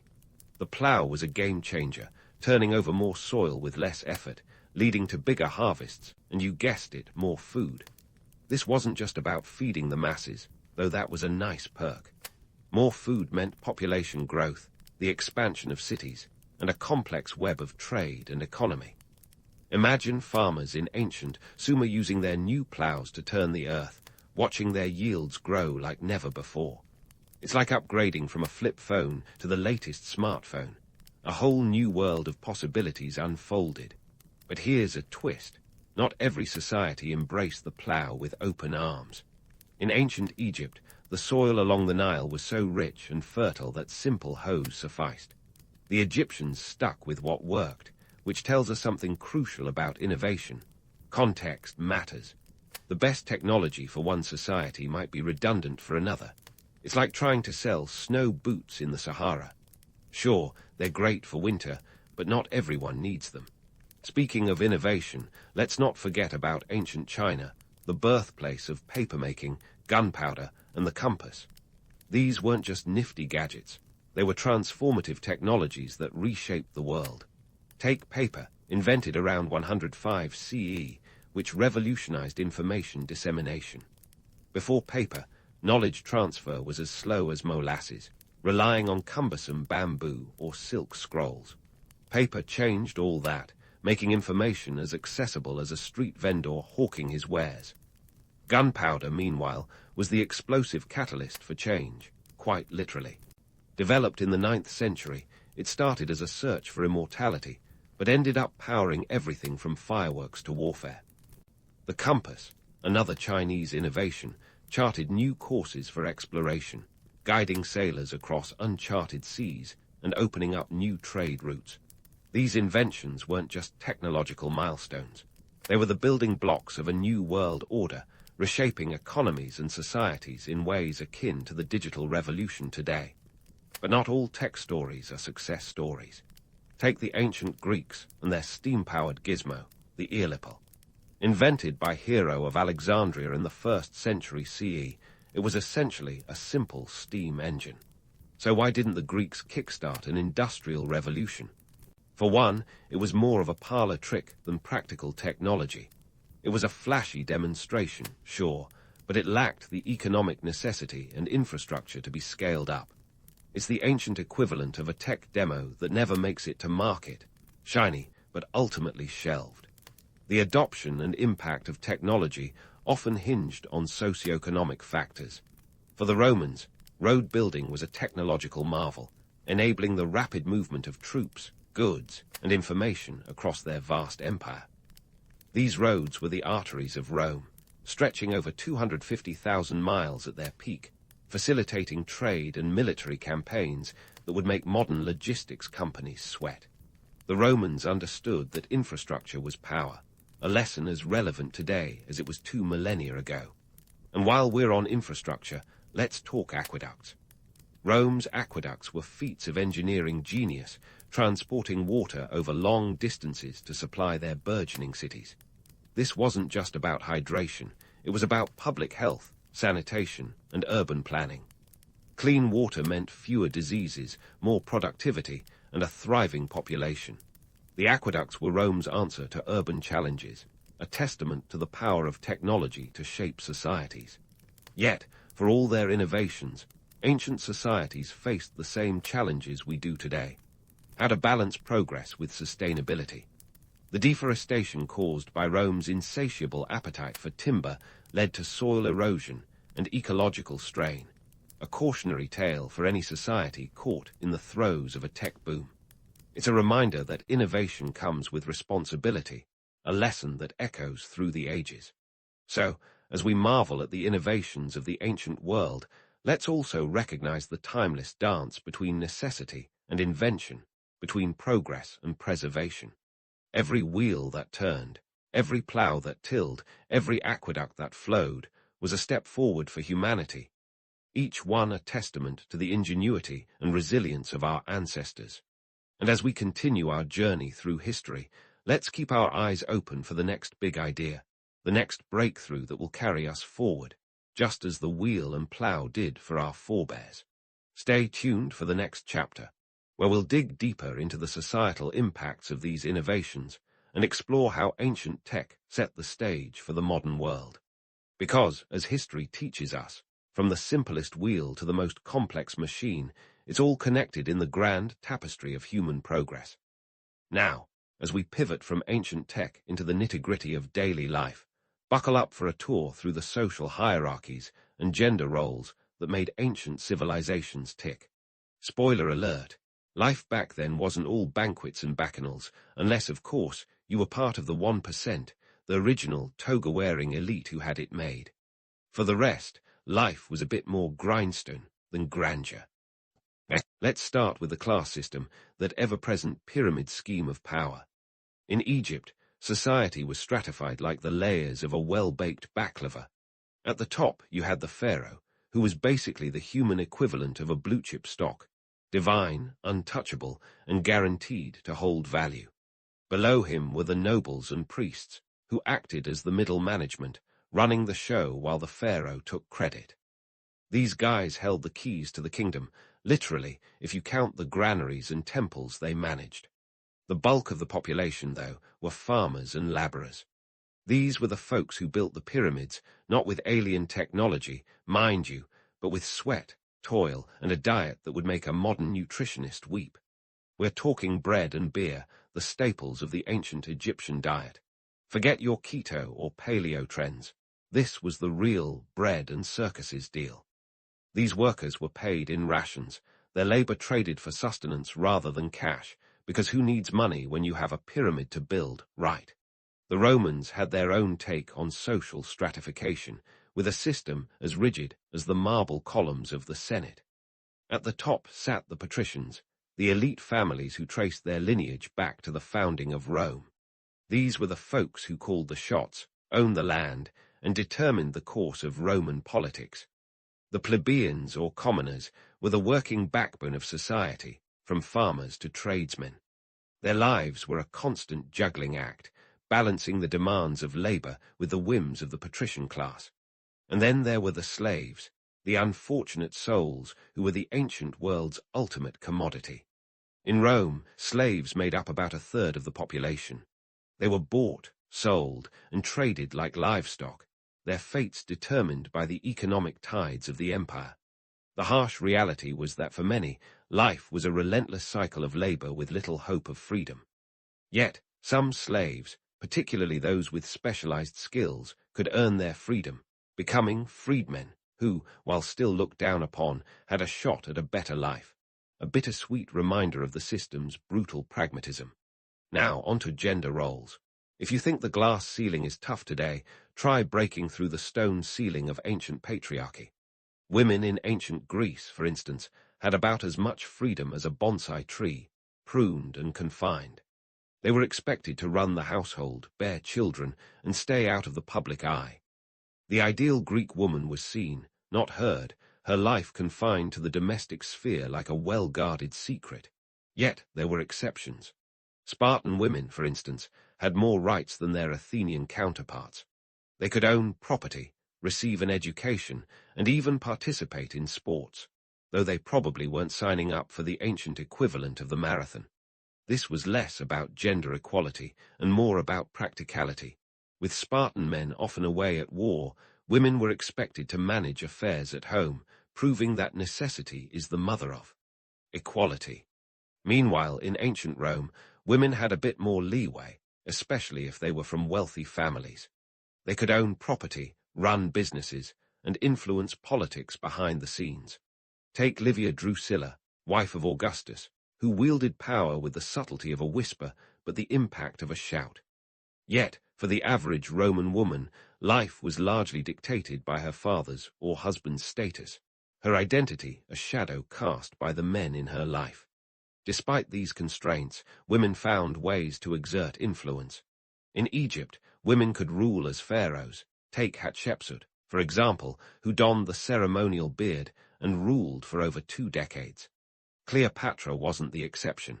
She was part of a tradition of powerful women who defied societal norms, proving that when it comes to power, gender is less a barrier than a challenge to be overcome. So, what lessons can we glean from these ancient social structures? For one, they remind us that inequality is as old as civilization itself, a stubborn shadow that has trailed humanity through the ages. Yet, the resilience of those on the margins, their ability to navigate, adapt, and sometimes transcend their roles, is a testament to the indomitable human spirit. Moreover, these ancient societies highlight the complexity of progress. While technological and cultural advancements were significant, they often coexisted with systems of exploitation and inequality. It's a duality that continues to define us, a reminder that true progress requires not just innovation in the material world, but transformation in the social one. As we wrap up this whirlwind tour of antiquity, it's clear that while the ancients may have lived in a world vastly different from ours, the echoes of their lives still resonate today. The class struggles, the gender dynamics, the relentless pursuit of power and stability, they're all threads in the tapestry of human history, patterns that repeat with each generation. So next time you're caught in the grind of modern life, remember that you're part of a long continuum, a chain of humanity stretching back to those ancient streets lined with donkey droppings and ambition. While we may have traded togas for t-shirts and pyramids for skyscrapers, the fundamental questions of how we live, how we govern, and how we treat one another remain as relevant now as they were then. In our quest for progress, let's take a page from the ancients, not just in their achievements, but in their flaws. Let's strive to build societies that honor the lessons of the past, recognizing that while history may not repeat itself, it certainly rhymes. And as we step into the future, let's do so with the wisdom of those who came before, armed with the knowledge that our stories, like theirs, are part of the ever-evolving narrative of humanity.